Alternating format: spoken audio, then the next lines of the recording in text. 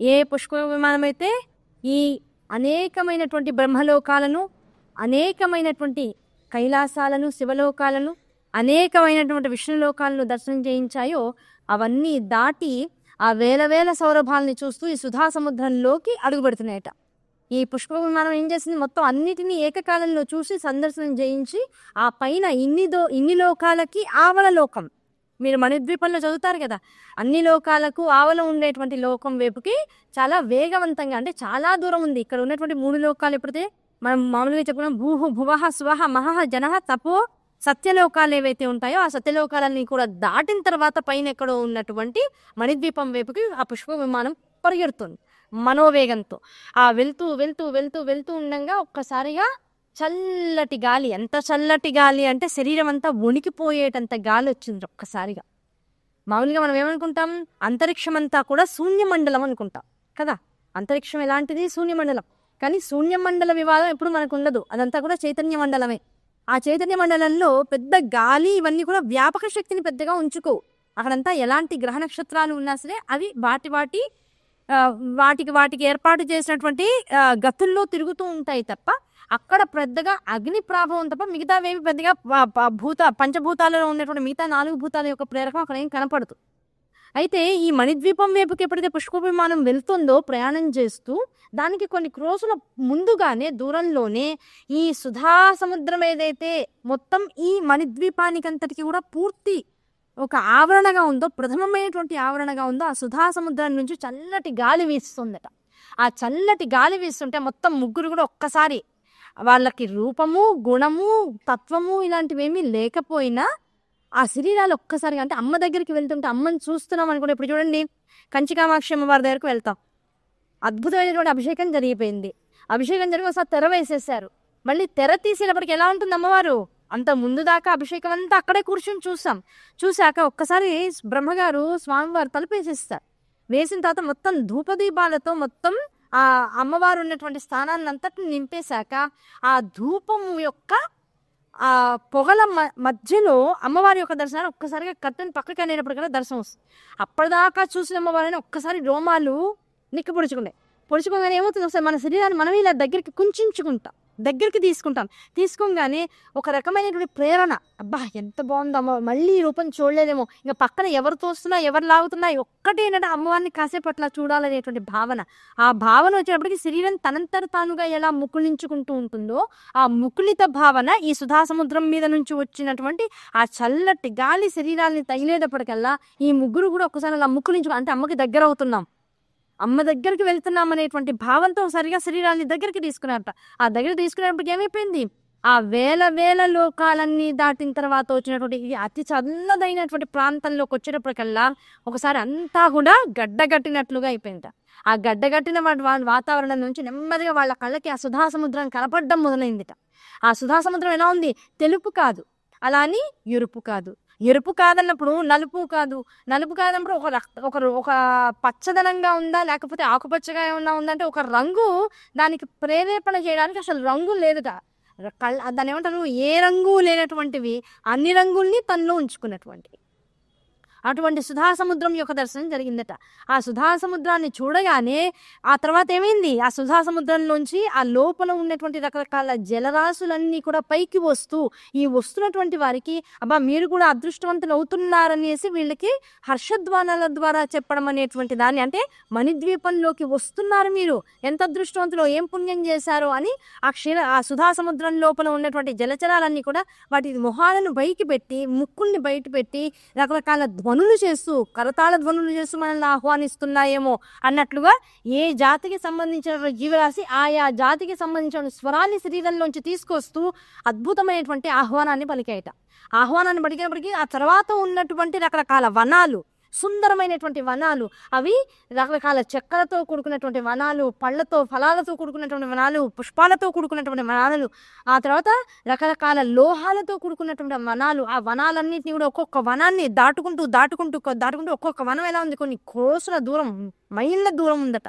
ఒక్కొక్క వనాన్ని అలా దాటుకుంటూ అబ్బా రంగులు ఏ జాతికి సంబంధించిన వనం ఏది వచ్చితే ఆ జాతికి సంబంధించినటువంటి వనాలన్నీ కూడా ఆయా రంగుతో మెరుస్తున్నాయట.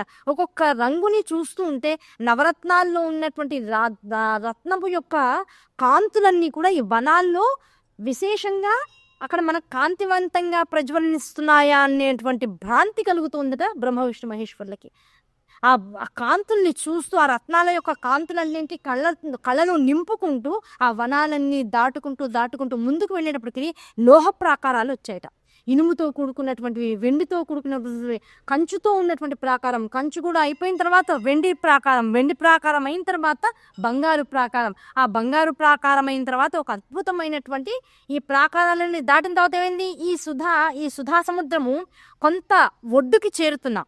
ఆ ఒడ్డుకి చేరుతూ ఉన్నప్పుడు ఏమైంది, ఆ నది సముద్ర ప్రాంతం తీర ప్రాంతం ఎలా ఉంటుంది, కాస్త మెత్తటి ఇసుకతో ఆ ఇసుక తెంబర్ల మీదకి సముద్ర జలాలు వచ్చి కాస్త తడుపుతూ మళ్ళీ లోపలికి వెళ్ళిపోతూ అట్లా సుధా సముద్రం అంతా వచ్చి ఈ మెత్తగా ఉన్నటువంటి రజనులా ఉన్నటువంటి మన్నునంతటిని కూడా తడుపుకుంటూ మళ్ళీ లోపలికి కొన్ని తీసుకువెళ్తూ మళ్ళీ తనలో ఉన్నటువంటి కొన్ని మెరుస్తున్నటువంటి ఆ మన్నుని బయట వదులుతూ అట్లా సంకోచ వ్యాకోచాలు పొందుతూ అక్కడ ఉన్నటువంటి దానికి మరింత కాంతిని చేకూరుస్తున్నాయి. ఏంటి ఈ మన్నంతా ఇంత మెరుస్తుంది అని వీళ్ళు మనసులో అబ్బాయి మన్నును ఒకసారి ఇలా ముట్టుకుంటే చూద్దాం ఎలా ఉంటుందో అనే ఆలోచన కాగానే పుష్పక విమానం తనంతట తానుగా కిందకి వెళ్ళిందట. కిందకి వెళ్ళంగానే ఆ చేత్తో ఆ పుష్ప విమానం నుంచి కొద్దిగా ముందుకు వంగితే ఆ మెత్తగా ఉన్నటువంటి మట్టిని చేతిలో తీసుకుని అనుభవించగలిగేటువంటి అంత కిందకి వీళ్ళందరూ వెళ్ళారు స్థానానికి. వెళ్ళంగానే ముగ్గురు చెయ్యి కింద పెట్టిలా తీశారు. అవన్నీ ఏమిటి, చిన్నగా ఉన్నటువంటి అనేక కోట్ల వజ్రాలు అన్నమాట. ఆ వజ్రాలు సముద్రం అంతా వజ్రాలే ఉన్నాయి. ఆ వజ్రాలన్నిటినీ బయటికి తోసినవన్నీ సర్దుకుంటున్నాయి. మళ్ళీ తాను లోపలికి వెళ్ళిపోతూ కొన్ని వజ్రాలని లోపలికి తీసుకుంటోంది. మళ్ళీ వాటికి పదును పెట్టి తన యొక్క అలలతో లోపల జరిగేటువంటి సంకోచాలతో ఆ వజ్రాలకు కూడా ఈ సుధా సముద్రం పదులు పెడుతోందట. దానికి మెరుపు రావడానికి కావాల్సినటువంటి ఆ సంకోచ వ్యాకోచాలను ఇస్తుందట. అటువంటి వజ్రాల్ని బయటికి వెడలగక్కుతోందట సుధా సముద్రం. ఆ వజ్రాలతో ఆ సన్నటి రాళ్లతో నిండిపోయినటువంటి ఆ ప్రాంతం అంతా కూడా చూడ్డానికి సముద్ర తీర ప్రాంతంలో ఉన్నటువంటి సన్నటి మెత్తనైనటువంటి మన్నులా కనపడుతున్నా దగ్గరికి వెళ్ళి చూస్తే అన్ని వజ్రం మకుట మాణిక్యాలలా కనపడుతుంది. వాటన్నిటినీ శిరోధార్యం ఒకసారి నెత్తి మీద వేసుకుని అబ్బా తల్లి నీ ఐశ్వర్యం, నీ వైభవం, నీ యొక్క చైతన్యం ఇంతని చెప్పడానికి అవకాశం లేకుండా ఉంది తల్లి. ఇంత అద్భుత దృశ్యాన్ని మాకు ఇస్తున్నావు. నిన్ను చేరుకోవడానికి ఇంత అద్భుత లోకాలు చూస్తుంటే నిన్ను చేరుకున్నాక అసలు ఏ లోకం అయిపోతుంది, ఇంకా మేము ఇంకా నీ వాళ్ళం అయిపోతాం, నీ వశమైపోతాం, ఇంకా నువ్వుగా మారిపోతామని మనసులో అనిపించింది. అదే అమ్మ కలిగించేటువంటి అసలు సంకల్పం. అమ్మని చూడాలి, అమ్మని చూసి ఇంకా మనం ఏదో బయటికి రావాలి, మళ్ళీ మన జీవితం సాధారణంగా వెళ్ళిపోవాలని ఎవరికి అనిపించదుట. ఇంత వైభవం చూసేటప్పటికల్లా అమ్మ ఇంకా నాకు ఏమొద్దు, ఇంకే చూడాలని కూడా లేదు, ఇంకా నువ్వులా మారిపోవాలి నేను. ఆ నువ్వులా మారిపోయేటంత అనుగ్రహం నీ నుంచి ఎప్పుడైతే నా మీదకి వర్షిస్తుందో అదే అసలైనటువంటి సాయుధ్య ముక్తి. అటువంటి ముక్తిని ఇచ్చేసి ఇంకా నీలా అయిపోతాం. ఇంకా మాకు ఇంకా దేని మీద భ్రాంతి లేదు, కాంక్ష లేదు, దేన్నో పొందాలని ఏదో చెయ్యాలనేటువంటి ఆసక్తి లేదు. అవన్నీ నువ్వే అయిపోయినాయి. ఇప్పుడు నువ్వు నిన్నే పొందాలనుంది, నిన్నే చూడాలనుంది, నిన్నే సాధించాలనుంది, నీలా మారిపోవాలనుంది. ఈ ఆలోచనలు ఎప్పుడైతే వాళ్ళ మనసులోకి వచ్చాయో ఆ పుష్ప విమానం మళ్ళీ వేగాన్ని సంతరించుకుందిట. చూసేసరిగానే మట్టినంతా పట్టుకుందాం అనుకున్నారు కదా, పట్టుకుంటే ఎలా ఉంది, రాళ్ళుగా వజ్రాలు చేతులకు మూటలు వచ్చేస్తున్నాయి. ఆ వజ్రాన్ని చూసి మళ్ళీ వాటిని అక్కడే పడేసి నమస్కారం చేసుకుని మళ్ళీ యువతలకు వచ్చేసాయట. యువతలకు వచ్చేటప్పటికల్లా ఏముంది, ఆ వజ్రపు రాసులు దాటి ఇంకొక ప్రాకారంలోకి వెళ్ళేటప్పటికల్లా కాంతులీనుతున్నటువంటి పచ్చలు మొత్తం పచ్చనైనటువంటి ప్రాకారం వచ్చింట. అక్కడ పచ్చటి మణులన్నీ కూడా అలా పోసి రాశిగా ఉన్నాయట. అది కొన్ని మైళ్ళ దూరం దాకా పాకిందిట. ఆ పచ్చలు పోయిన తర్వాత కెంపులు వచ్చాయట. ఇలాగే కెంపులతో కూడుకున్నటువంటి ప్రాకారం అంతా వచ్చిందట. ఆ కెంపుల ప్రాకారం అంతా దాటి ముందుకెళ్ళేటప్పుడు ముత్యాల ప్రాకారం వచ్చిందట.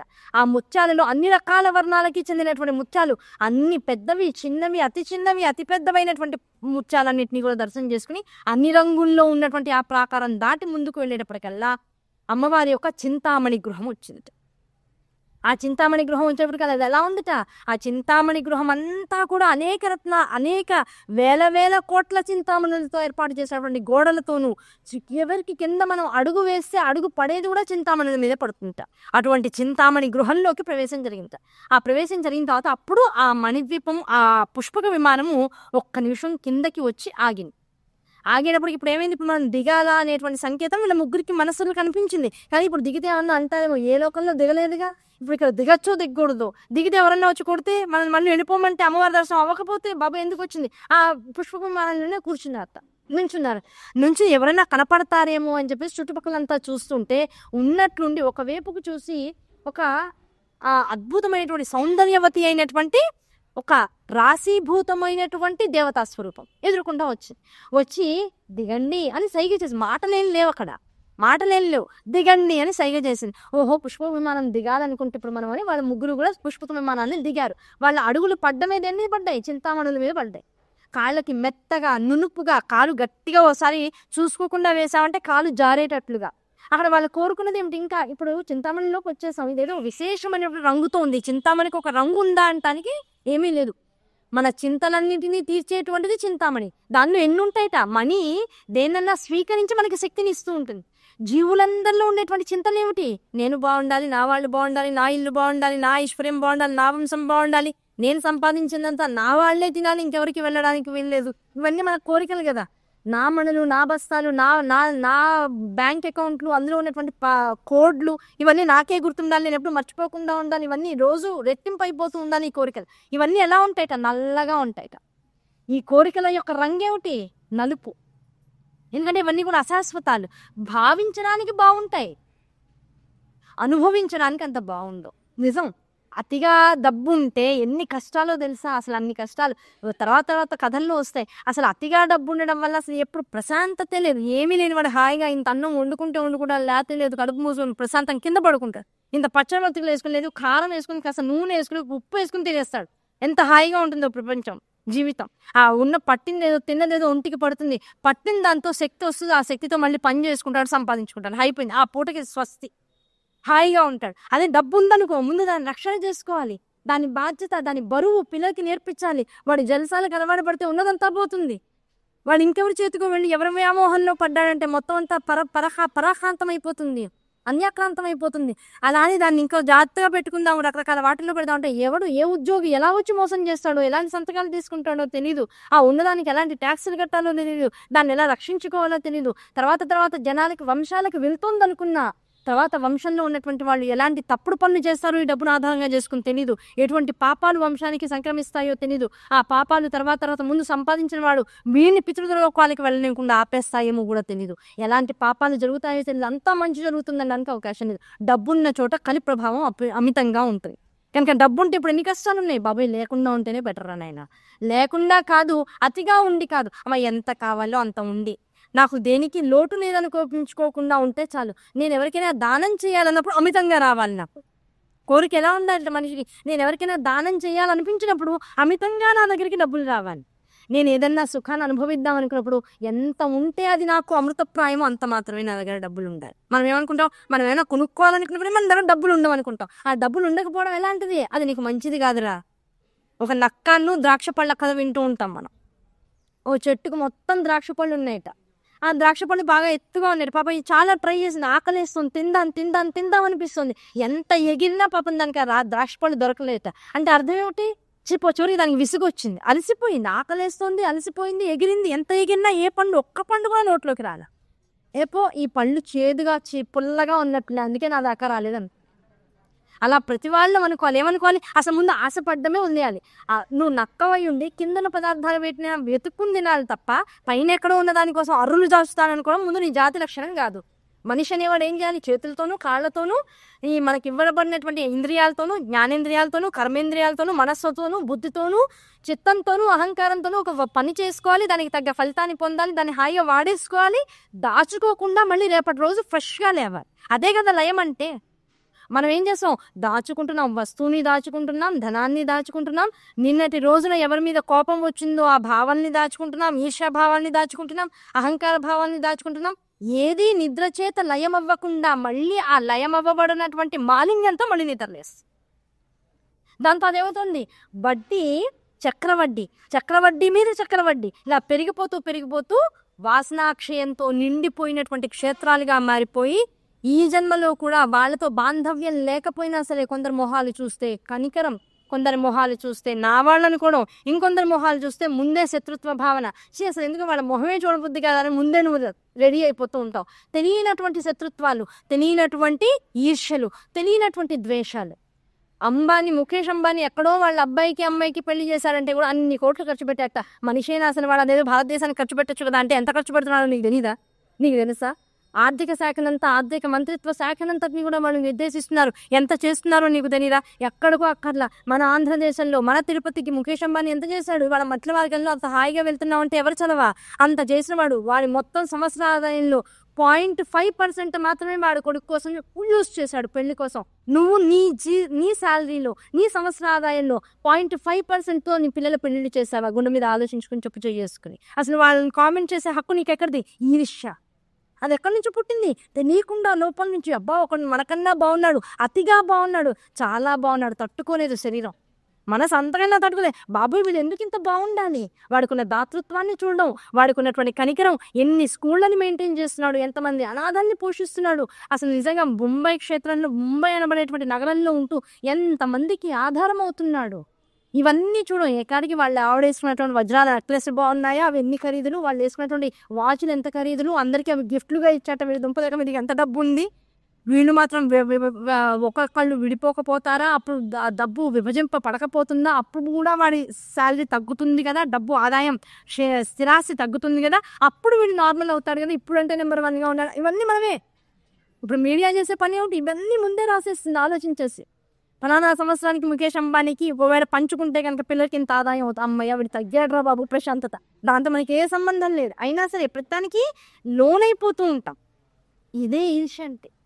పోనీ పేదవాడిగా చూసిన వాడిని చూసి పోనీ జాలి పడుతున్నావా? అరే నేను 3 పూట్ల తింటున్నానే, హాయిగా ఫ్యాన్లు వేసుకుని చెమట పోస్తుంటే ఏసీలు వేసుకుని కూర్చుంటున్నానే, వాడు పాపం మండు టెండలో ఉన్నాడే, కాసేపు నా ఏసీలో కూర్చోబడదాం నువ్వు అని అనుకుంటున్నావా? నువ్వు ఒక ముష్టివాడి గురించి 1 గంట గురించి ఆలోచించినప్పుడు వాడు ప్రపంచం గురించి ఆలోచిస్తున్నారనే ఆలోచన నీకు రాదు. అది నీ స్థితి స్థాయి.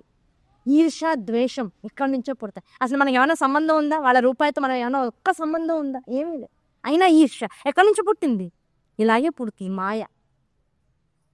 కనుక ఈర్ష్య ద్వేషాలు ఏవైతే ఉన్నాయో ఇది మనిషిని పాతాళంలోకి తోసేస్తూ ఉంటుంది. అందులోంచి బయటికి రావాలి. ఆ బయటికి రావాలంటే సంకల్పాలు ఎలా ఉండాలి? అమ్మవారిని పొందాలనేటువంటి అత్యుత్తమమైనటువంటి సంకల్పం ఎప్పుడైతే మనిషికి వచ్చిందో, ఈ వజ్రాలు, మాణిక్యాలు, వైఢూర్యాలు ఇవన్నీ ఎందుకు పనికిరావు? రాళ్ళవన్నీ, రాళ్లల్లో ఉండేటువంటి రంగులవన్నీ. ఈ చింతామణి దగ్గరకు వచ్చేటప్పటికల్లా మనుషుల మనస్సుల్లో ఉండేటువంటి ఆలోచనలు, కోరికలు పొందాలనేటువంటి తాపత్రయాలు ఏవైతే ఉంటాయో అదంతా కలిపితే చింతామణి లోపలికి నల్లగా రంగు వెళ్ళిపోయింట. దానికి రకరకాల కట్టింగ్స్ చేసేటప్పటికల్లా రాతిని జాగ్రత్తగా కట్ చేస్తే వజ్రం అవుతుంది, రంగురాయిని జాగ్రత్తగా కట్ చేస్తే వజ్రం అవుతుంది. అయితే ఆ వజ్రం ఇప్పుడు ఏం చేసింది? నలుపు రంగును తనలో ఉంచుకుంది. ఆ నలుపుని తదేకంగా చూసిన వాడిని నలుపు ఆకర్షించినప్పుడు చింతామణి ఏది కోరుకుంటే అది ఇస్తుంది అనేటువంటి దానిలోకి వెళ్తాం. దేన్ని ఆకర్షిస్తుంది? అసలు చింతామణి ఏంటో తెలియకుండానే అబ్బో చింతామణి ఒకటి ఉంటే స్వర్గం అంతా ఏది కోరుకుంటే అది వస్తుంది అని మాత్రమే అనుకుంటాం. ఏది కోరుకుంటే అది రావడం కాదు, మనలో ఏది కోరుకోకుండా ఉండే లక్షణాన్ని అది గ్రహించేస్తుంది, ఆకర్షించేస్తుంది. ఇంకా ఏ కోరిక ఉండకుండా మనిషి ఉండిపోతాడు. ఏ కోరిక లేకుండా ఉన్నప్పుడు అన్ని కోరికలు తీర్చమని ప్రభు చింతామణి. విషయం అర్థమైందా? చింతామణి కోరికలు తీర్చదు. మనకి కోరికలు కావాలి, కలిగేటువంటి మూలస్థానాన్ని ఆకర్షించి తీసేసుకుంటే ఇంకా కోరికలు లేవుగా. ఏ కోరిక లేనప్పుడు ఆ చింతామణి ఉంటే ఇప్పుడు ఏమిటి? అబ్బా అన్నీ ఉన్నట్టే. అసలు నీలో ఏ కోరిక లేకపోయినా అన్నీ ఉన్నట్లే. ఆ చింతామణి ఉంటే అబ్బా కోరికలు అన్నీ లేవండి, అన్నీ తీరిపోయినాయి అంటావు. తీరిపోవడం అంటే వెళ్ళిపోయినాయి అని అర్థం. ఇందులోకి వెళ్ళిపోయినాయి, దాని లోకంలోకి వెళ్ళిపోయింది. సో ఏ కోరిక లేనటువంటి స్థితి ఏదైతే ఉందో ఆ స్థితిని తన చుట్టుపక్కల 4 గోడలుగా పైనటువంటి ఆచ్ఛాదనగా ఏర్పాటు చేసుకుని, కింద ఉన్నటువంటి నేలగా ఏర్పాటు చేసుకుని, అసలు చింతలు లేనటువంటి స్థితిని ఆవిడ అనుభవిస్తూ జగత్తుకి దాన్నే అనుగ్రహిస్తుందిట. ఆ చింతామణి గృహాంతస్థ శ్రీమన్నగర నాయికాయై నమో నమః. అతను ఇన్నాళ్ళు చింతామణి అంటే అయ్యో డిఫరెంట్ భావన ఉండేదండి, అనవసరంగా ఫీలింగ్ పోయిందండి మాకు. చింతామణి ఉంటే చాలా ఆనందం అనుకున్నాం. ఇప్పుడు ఆ చింతామణి ఓహో ఇదా చేసేది అని అనిపిస్తుంది. అది చేస్తుంది కనుకనే తన మణిద్వీపంలోకి ఎవరు అడుగు పెడతారో వాళ్ళల్లో ఉండేటువంటి అన్ని నకారాత్మక శక్తుల్ని తనలోకి లాగేసుకుని జీవుల్ని స్వచ్ఛంగా మార్చి తనలోకి ఐక్యం చేసుకుంటుంది తండ్రి. శ్రీ శివశక్తి రూపిణి ఎలా ఐక్యం చేసుకుంటుంది? నీలో ఇంకా కామం ఉంది, క్రోధం ఉంది, లోభం ఉంది, మోహం ఉంది, మదం ఉంది, మాత్సర్యం ఉంది, అన్నీ ఉన్న వాళ్ళని ఎలా ఐక్యం చేసుకుంటుందంటే వీటి మీద అడుగులు వేయంగానే నీలో ఉన్నటువంటి చెడంతా కూడా అవి లాగేసుకుంటాయి. లాగేసుకున్న మరుక్షణం నువ్వు వెళ్ళిపోయి అమ్మవారిలోకి ఐక్యమైపోతావు. దూరంగా ఒక పెద్ద అయస్కాంతం ఉంది. అయస్కాంతం ఎదుర్కొండా ఒక తుప్పంతా పట్టి ఆ తుప్పునంతా తీసేసినటువంటి ఒక ఇనుప ముక్కని పెట్టాం. తుప్పంతా మనం నీళ్ళల్లో వేసామా, యాసిడ్లో వేసామా, శుభ్రం చేసామా, తోమామా, ఇవన్నీ జరిగిపోయినాయి. ముందు ప్రాకారాల యొక్క దర్శనము, లోకాల యొక్క దర్శనము, ఇవన్నీ ఏం చేస్తున్నాయి? తుప్పుని తీసేస్తున్నాయి అంతే. మనం అంతా ఇనుప ముక్కలమే. ఆ తుప్పుని తీసేటప్పటికి అయస్కాంతం అనే దాని దగ్గరికి వచ్చేటప్పటికల్లా ఈ అయస్కాంతం అతి పెద్దదైనటువంటి అయస్కాంతం, ఇది అతి చిన్నదైనటువంటి ఇనుప ముక్క, శుభ్రపడినటువంటి ఇనుప ముక్క. ఇది ఏమవుతుంది? వెంటనే దీని దగ్గరికి వెళ్ళి అదిగా మారిపోతాం. రూపం మెరుగా కనబడచ్చు కానీ అదిగా మారిపోయి దీని నుంచి దూరం అయ్యాక కొన్నాళ్ళ పాటు ఏముంటుంది? ఈ ఇనుప మొక్కకు కూడా అయస్కాంత శక్తి సంక్రమిస్తూ ఉంటుంది. మనం చిన్నప్పుడు ఆడుకునే వాళ్ళం కదా స్కూళ్ళల్లో. గట్టిగా స్కేల్ని ఇలా నెత్తికి రాసుకుని ఆయిల్ ఉన్నటువంటి నెత్తికి పేపర్ల మీద పెడితే పేపర్లు ఆకర్షింపబడుతూ ఉంటాయి. అయస్కాంతానికి ఇంకొక ఇనుప ముక్కని అట్టు పెట్టేసేసి ఇలా రాసి ఇది ఇనుప ముక్కే అయినా దీనికి ఇప్పుడు అట్రాక్ట్ చేసే శక్తి ఉంటుంది అని మనం కూడా మ్యాజిక్స్ చేస్తూ ఉంటాం. ఎక్కడి నుంచి వచ్చింది? అది అమ్మ దగ్గర నుంచి వచ్చింది. ఆకర్షణ శక్తి మనలో ఉన్నటువంటి చెడునంతా తానిలాగా తీసేసుకుంటుంది. ఆ తీసి శుద్ధ చైతన్య స్వరూపులుగా మనందరినీ మార్చుకుంటుంది. మనం ఎలా మారితే తనలోకి ఐక్యమైపోతామో, సాలోక్య సారూప్య సామీప్య సాయుధ్యాలు అనేటువంటివి ఎలా మోక్షస్థితుల్ని జీవులందరూ అనుభవించగలుగుతారో ఆయా స్థితులని తనంతట తానుగా శుభ్రం చేస్తూ, ఇదంతా కూడా పరిశుభ్రంగా మొత్తం మనిషిని లోపల మూలాల నుంచి కూడా బాగు చేస్తూ వచ్చేటువంటి క్రమమే ఈ లోకాలన్నింటి నుంచి మనం ఒక్కొక్క లోకాన్ని చూసుకుంటూ బయటికి రావడం. ఆ లోకాల్లో ఒక్కొక్క ఆశ, పరితాపం, ఒక్కొక్క దాన్ని ఏమంటారు, అత్యాశ, లేకపోతే ఏదో చేయాలనేటువంటి సంకల్పాలు అన్నీ కూడా వెళ్ళిపోయే చివరికి ఏ సంకల్పము లేకుండా మణిద్వీపం దగ్గరకు వచ్చాం. ఆ మణిద్వీపం దగ్గరకు వచ్చిన తర్వాత తల్లి ఏం చేసింది? ఇక్కడ కూడా రకరకాల రంగులు చూపించింది. కలర్ థెరపీ అంటున్నాం. ఇప్పుడు రకరకాల మానసిక శాస్త్రవేత్తలు తీసుకొచ్చారు కలర్ థెరపీ. డిప్రెషన్లో ఉన్న వాళ్ళకి, రకరకాల మానసిక రుగ్మతలు ఉన్నటువంటి వాళ్ళకి, ఎప్పుడు డిప్రెషనే అవ్వక్కర్లా, మానసిక రుగ్మతలు ఉన్న వాళ్ళకి, బ్రెయిన్ సరిగా పనిచేయనటువంటి వాళ్ళకి, చిన్నపిల్లలుగా ఉన్నప్పుడే ఆటిజం లాంటివి వచ్చినటువంటి వాళ్ళకి, దాంతోపాటుగా కొంత పెరాలసిస్ స్ట్రోక్ లాంటివన్నీ వచ్చిన వాళ్ళకి మళ్ళీ మనుషులు నార్మల్ స్థితికి రావాలి అంటే ఈ కలర్స్ అనేటువంటి వాటితో రకరకాల రంగుల్ని ఏకకాలంలో చూపిస్తూ ఆయా రంగుల దగ్గర వాళ్ళ శరీర కాంతులు కూడా మారేటట్లుగా థెరపీలు ఇస్తూ ఆ థెరపీ ద్వారా మనుషుల యొక్క మనస్సుల్ని ఆరోగ్యంగా మార్చే ప్రయత్నం చేస్తున్నారు. ఇది ఎక్కడి నుంచి మొదలైంది? తల్లి చింతామణి గృహం నుంచి మొదలైంది. ఆ తల్లి ఏం చేస్తుంది? మనందరినీ బాగు చేస్తుంది. తన గృహంలోకి ఆహ్వానించి, మనం అనుకుంటున్నాం అదంతా మన పుణ్యం అనుకుంటున్నాం. తల్లి అనుకుంటుంది నా బిడ్డలందరూ ఎంత వైరస్ని అయితే పెట్టేస్తున్నారు, అదంతా అన్ని వైరస్లని తీసేసి స్వచ్ఛమైనటువంటి దేహాలుగా, మనస్సులుగా వాళ్ళని మార్చి ఇక్కడ తీసుకొస్తే ఇక అంతా స్వచ్ఛంగా ఉన్నప్పుడు ఏమవుతుంది? పాలల్లో పాలు పోసాం, నీళ్ళల్లో నీళ్లు పోసాం. ఇంకా అందులో ఏమైనా తేడా వచ్చిందా? అమ్మ శుద్ధ చైతన్య స్వరూపం, ఇవి వచ్చినవాడు శుద్ధ బ్రహ్మస్వరూపంగా వచ్చాడు. ఈ బ్రహ్మము చైతన్యంలో కలిసిపోయింది. శ్రీ శివశక్తి రూపిణి లలితాంబిక. ప్రతి వాళ్ళు ఇప్పుడు ఎలా మారిపోతున్నారు? లలిత యందు అంబికా స్వరూపములో లలితగా మారిపోతున్నారు. లలితాంబికలో మొత్తం అంతా వెళ్ళట్లా. అంబిక అమ్మలో లలిత అంటే అర్థం ఏంటి? నేను రాత చెప్తున్నాను. లోకానతీత లలితే లలిత తేన చోచ్యతే అన్న. లోకంలో ఉన్నటువంటి సౌకుమార్యాన్ని, సుగుణాలని, సౌందర్యాలని అన్నింటినీ ఒక రాశీభూతంగా పోస్తే, ఆ రాశీభూతంగా ఉన్నటువంటి దానికి ఒక రూపాన్ని ఆపాదిస్తే ఆ రూపం ఎలా కనపడుతుందో అలా మా అమ్మ ఉంటుందిట. ఆ ఉన్న అమ్మ ఎలా ఉందో మనందరినీ కూడా అలా లలిత లావణ్య స్వరూపంగా అమ్మవారు మార్చేసి ఇప్పుడు ఆ అమ్మ పేరేంటి? ఇన్నాళ్ళు ఇది కిరణ్మయ్య అని పిలువబడుతుంది, ఇంకోళ్ళు శ్రీదేవి అను, కామాక్షి అను, ఇంకో లలిత అను పిలువబడుతున్నారు. వాళ్ళ నామాలన్నీ వదిలేసుకుని, రూపాంతర్గతంగా ఉన్నటువంటి మాలిన్యాలన్నీ వదిలేసుకుని, వాసనామయమైనటువంటి క్షేత్రంలో జన్మ పరంపరానుగతంగా వచ్చినటువంటి వాసనలన్నింటినీ వదిలించేసుకుని ఎప్పుడైతే తల్లి క్షేత్రంలో రూపు పెడతామో అందరం కూడా లలితగా మారుతాము. లలితగా మారి అంబికా రూపాన్ని పొందుతాము. లలితాంబికగా అప్పటికి మొత్తం లలితా సహస్రనామం పూర్తవుతుంది. అది అసలు అటువంటి లలిత అంబగా మారేటువంటి స్థితిలోకి మనందరినీ తాను లలితగా మారుస్తుంది. ఎంతమంది లలితలుగా మారాలి అంటే ఎంత శక్తి కావాలి? అంత శుద్ధ చైతన్యం నా తల్లిది. ఆ చింతామణుల్లోకి ఎప్పుడైతే వీళ్ళందరూ కాళ్ళు అడుగు పెట్టేసేసారో ఆ చింతామణులన్నీ కూడా విశేషమైనటువంటి కాంతులతో మెరిసిపోతూ ఉన్నాయట. నల్లటి కాంతులు, నీలపు కాంతులతో ఉన్నాయట. ఆ నీలపు కాంతులతో ఇప్పుడు ఏమైపోయింది? వీళ్ళ శరీరాల నిండా ఆభరణాలు ధరించారు. ఆభరణాలు ధరించి రకరకాల బంగారమయమైనటువంటి వస్త్రాన్ని ధరించారు. ఈ బంగారమయమైనటువంటి ఆభరణాలతోనూ, వస్త్రధారణతోనూ, కిరీటాలతోనూ వీళ్ళందరూ ఆ చింతామణి మీద నడుస్తూ ఉంటే ఆ చింతామణులు తమలో ఉన్నటువంటి నల్లదనంతో వీళ్ళ శరీరం నుంచి వచ్చేటువంటి కాంతుల్ని కూడా తీసుకుని నల్లటి కాంతి రేఖలు విస్ఫోటనమయ్యేటువంటి శక్తితో మొత్తం ఆ చుట్టుపక్కలంతా కూడా ప్రజ్వరిల్లుతున్నాయట. నల్లటి కాంతులు ప్రజ్వలిల్లితే ఎలా ఉంటుంది? బ్లూ రేస్ వస్తాయి. ఆ బ్లూ రేస్ వచ్చేటప్పటికల్లా ఆ బ్లూ రేస్ యాక్చువల్గా ఏం చేస్తాయి? మన శరీరంలో ఉన్నటువంటి ఇబ్బందుల్ని కట్ చేస్తాయి. ఆ బ్లూ రేసేగా మనకి కీమోథెరపీస్లో వాటిలో వాడుతూ ఉంటారు. ఇంకా మనిషిలో ఏమన్నా జన్మ పరంపరానుగతంగా ఏమైనా ప్రారంధ దోషాలు ఉంటే వాటిని కూడా తెగ నరికి మనిషిని పూర్తి స్థాయిలో అద్భుతమైనటువంటి వస్తువుగా అమ్మవారి ముందుకు తీసుకెళ్తారు. ఆ బ్లూ రేస్ అనమాట. ఆ చింతామణి గృహం కూడా దాటి ముందుకెళ్ళిన తర్వాత అప్పుడు 9 ప్రాకారాల విశేషమైనటువంటి సింహాసనం కనబడింది. అదంతా ఎక్కడుంది? చింతామణి గృహం మొత్తం దాటిన తర్వాత బయట మళ్ళీ ఆకాశతత్వంలోకి వెళ్ళేటప్పటికల్లా అనంతమైనటువంటి ఆకాశంలో ఎత్తున అక్కడెక్కడో అమ్మవారు అద్భుతమైన సింహాసనం మీద కూర్చుంటారు. ఆ సింహాసనం నుంచి కింద దాకా ఉన్నటువంటి మెట్లు చింతామణి దాకా ఉన్నాయి. ఆ చింతామణి గృహంలో ఎవరైతే ఈ బ్లూ రేస్ ద్వారా మొత్తం శుద్ధం చేయబడతారో ఆ శుద్ధం చేయబడినటువంటి జీవులందరూ ఆ మొట్టమొదటి మెట్టు దగ్గరికి వెళ్ళి నుంచుంటారు. నుంచునేప్పుడు ఇప్పుడు ఏమైంది? ఎవరు ఆ మెట్లో ఉన్న సాధారణంగా ఉన్నాయా? కొన్ని వేల క్రోసుల మైళ్ళ దూరం మళ్ళీ పైకి వెళ్ళాలి. ఒక్కొక్క మెట్టు ఎక్కితే దాదాపుగా మనకైతే ఎన్ని జన్మలు పడుతుందో తెలియదు. ఆ కింద ఎక్కడో మొదటి మెట్టు దగ్గర మొత్తం వీళ్ళ ముగ్గురు వచ్చి నుంచున్నారు. మీరెవరు అని అడిగారు. ఆ మెట్లకి పైకి వెళ్ళి అమ్మవారి దగ్గర మాట్లాడాలి అన్నా, చూడాలి అన్నా, కలుసుకోవాలి అన్నా ఆ కింద మళ్ళీ ఒక బిఎస్ఎఫ్ ఉంటారు. ఆగండి, మీరెవరు?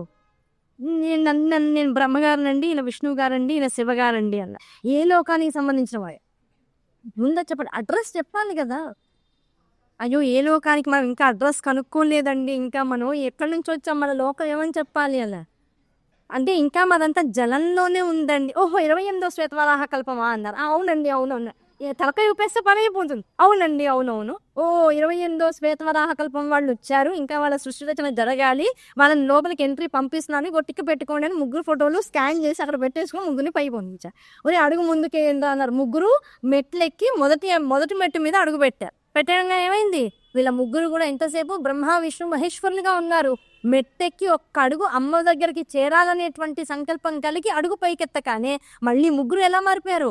అక్కడ ఉన్నటువంటి అమ్మవారి రూపము, ఆ అమ్మవారికి పరిచారిక చేసేటువంటి సచామర రమావాణి స్వరూపాలు, ఆ స్వరూపాలకి పక్కన ఉన్నటువంటి వాగ్దేవి స్వరూపాలు, వసిన్యాది వాగ్దేవతా స్వరూపాలు, దాంతోపాటు మొత్తం ఖడ్గమాలా స్వరూపాల్లో ఎన్ని ఆవరణ దేవతలు ఉన్నాయో అంతమంది దేవతలు అక్కడ విశేషంగా ఆవృతమై ఉంటే ఆ దేవతలందరూ ఎలా కనపడుతున్నారో అలాంటి స్వరూపాన్ని వారు పొంది వారి శరీరాన్ని వాళ్లే ఆశ్చర్యంతోనూ అమితమైనటువంటి దాన్ని ఏమంటారు, ఇంకా విస్మయం చెందిపోయారట. ఆ విస్మయం చెందిపోయి వాళ్ళు ఏంటి మనం ఇలా మారిపోయామేమిటి అనుకున్నారట. ఆ తర్వాత వాళ్ళకే అనిపించింది, ఓహో, ఈ లోకంలో ఇంతకు మించి పురుషాహంకారం ఉండడానికి అవకాశమే.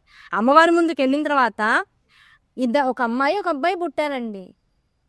అమ్మ దగ్గర మగపిల్లవాడికి కింద 30 ఏళ్ళు వస్తాయేమిటి, 50 ఏళ్ళు వస్తాయేమిటి, 70 ఏళ్ళు వస్తాయేమిటి, 90 ఏళ్ల తల్లికి 70 ఏళ్ల కొడుకుని కూడా దప్పమని కొట్టే అవకాశం ఉందా లేదా?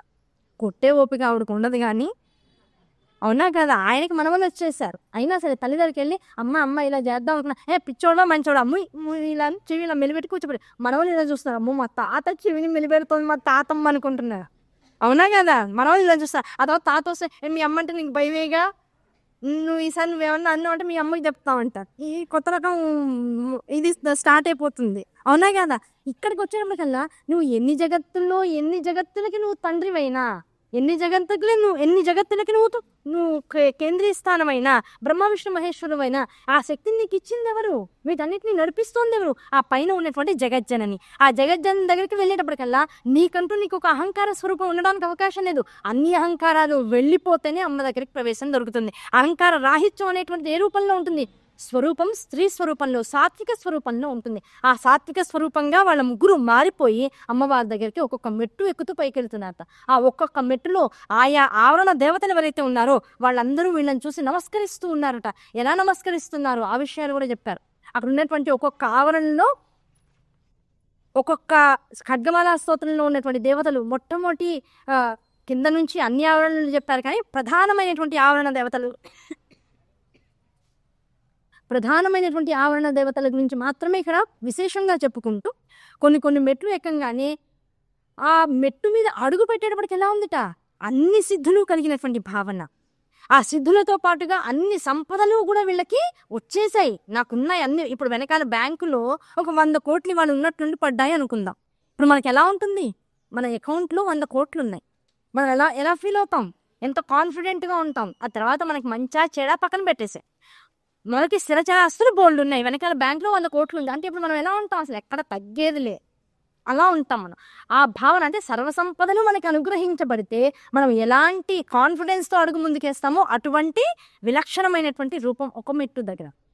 అన్నింటికీ ప్రీతిని పొందించేటువంటి రూపాన్ని పొందేటువంటి ఆనందం, దాంతోపాటుగా సర్వకామములను సిద్ధింపజేసుకునేటువంటి ఆనందం, దాంతోపాటుగా సర్వ దుఃఖాల నుంచి విమోచనాన్ని పొందేటువంటి ఆనందం, ఇవన్నీ ఒక్కొక్క ప్రాకారాన్ని దాటుతూ ఒక్కొక్క మెట్టు ఎక్కుతూ, ఆ మెట్టు కూడా కొన్ని 10 అడుగులు వేస్తే తప్ప ఇంకొక మెట్టు వైపుకి వెళ్ళలేకపోతున్నారు. అంత విశాలమైనటువంటి మెట్లు.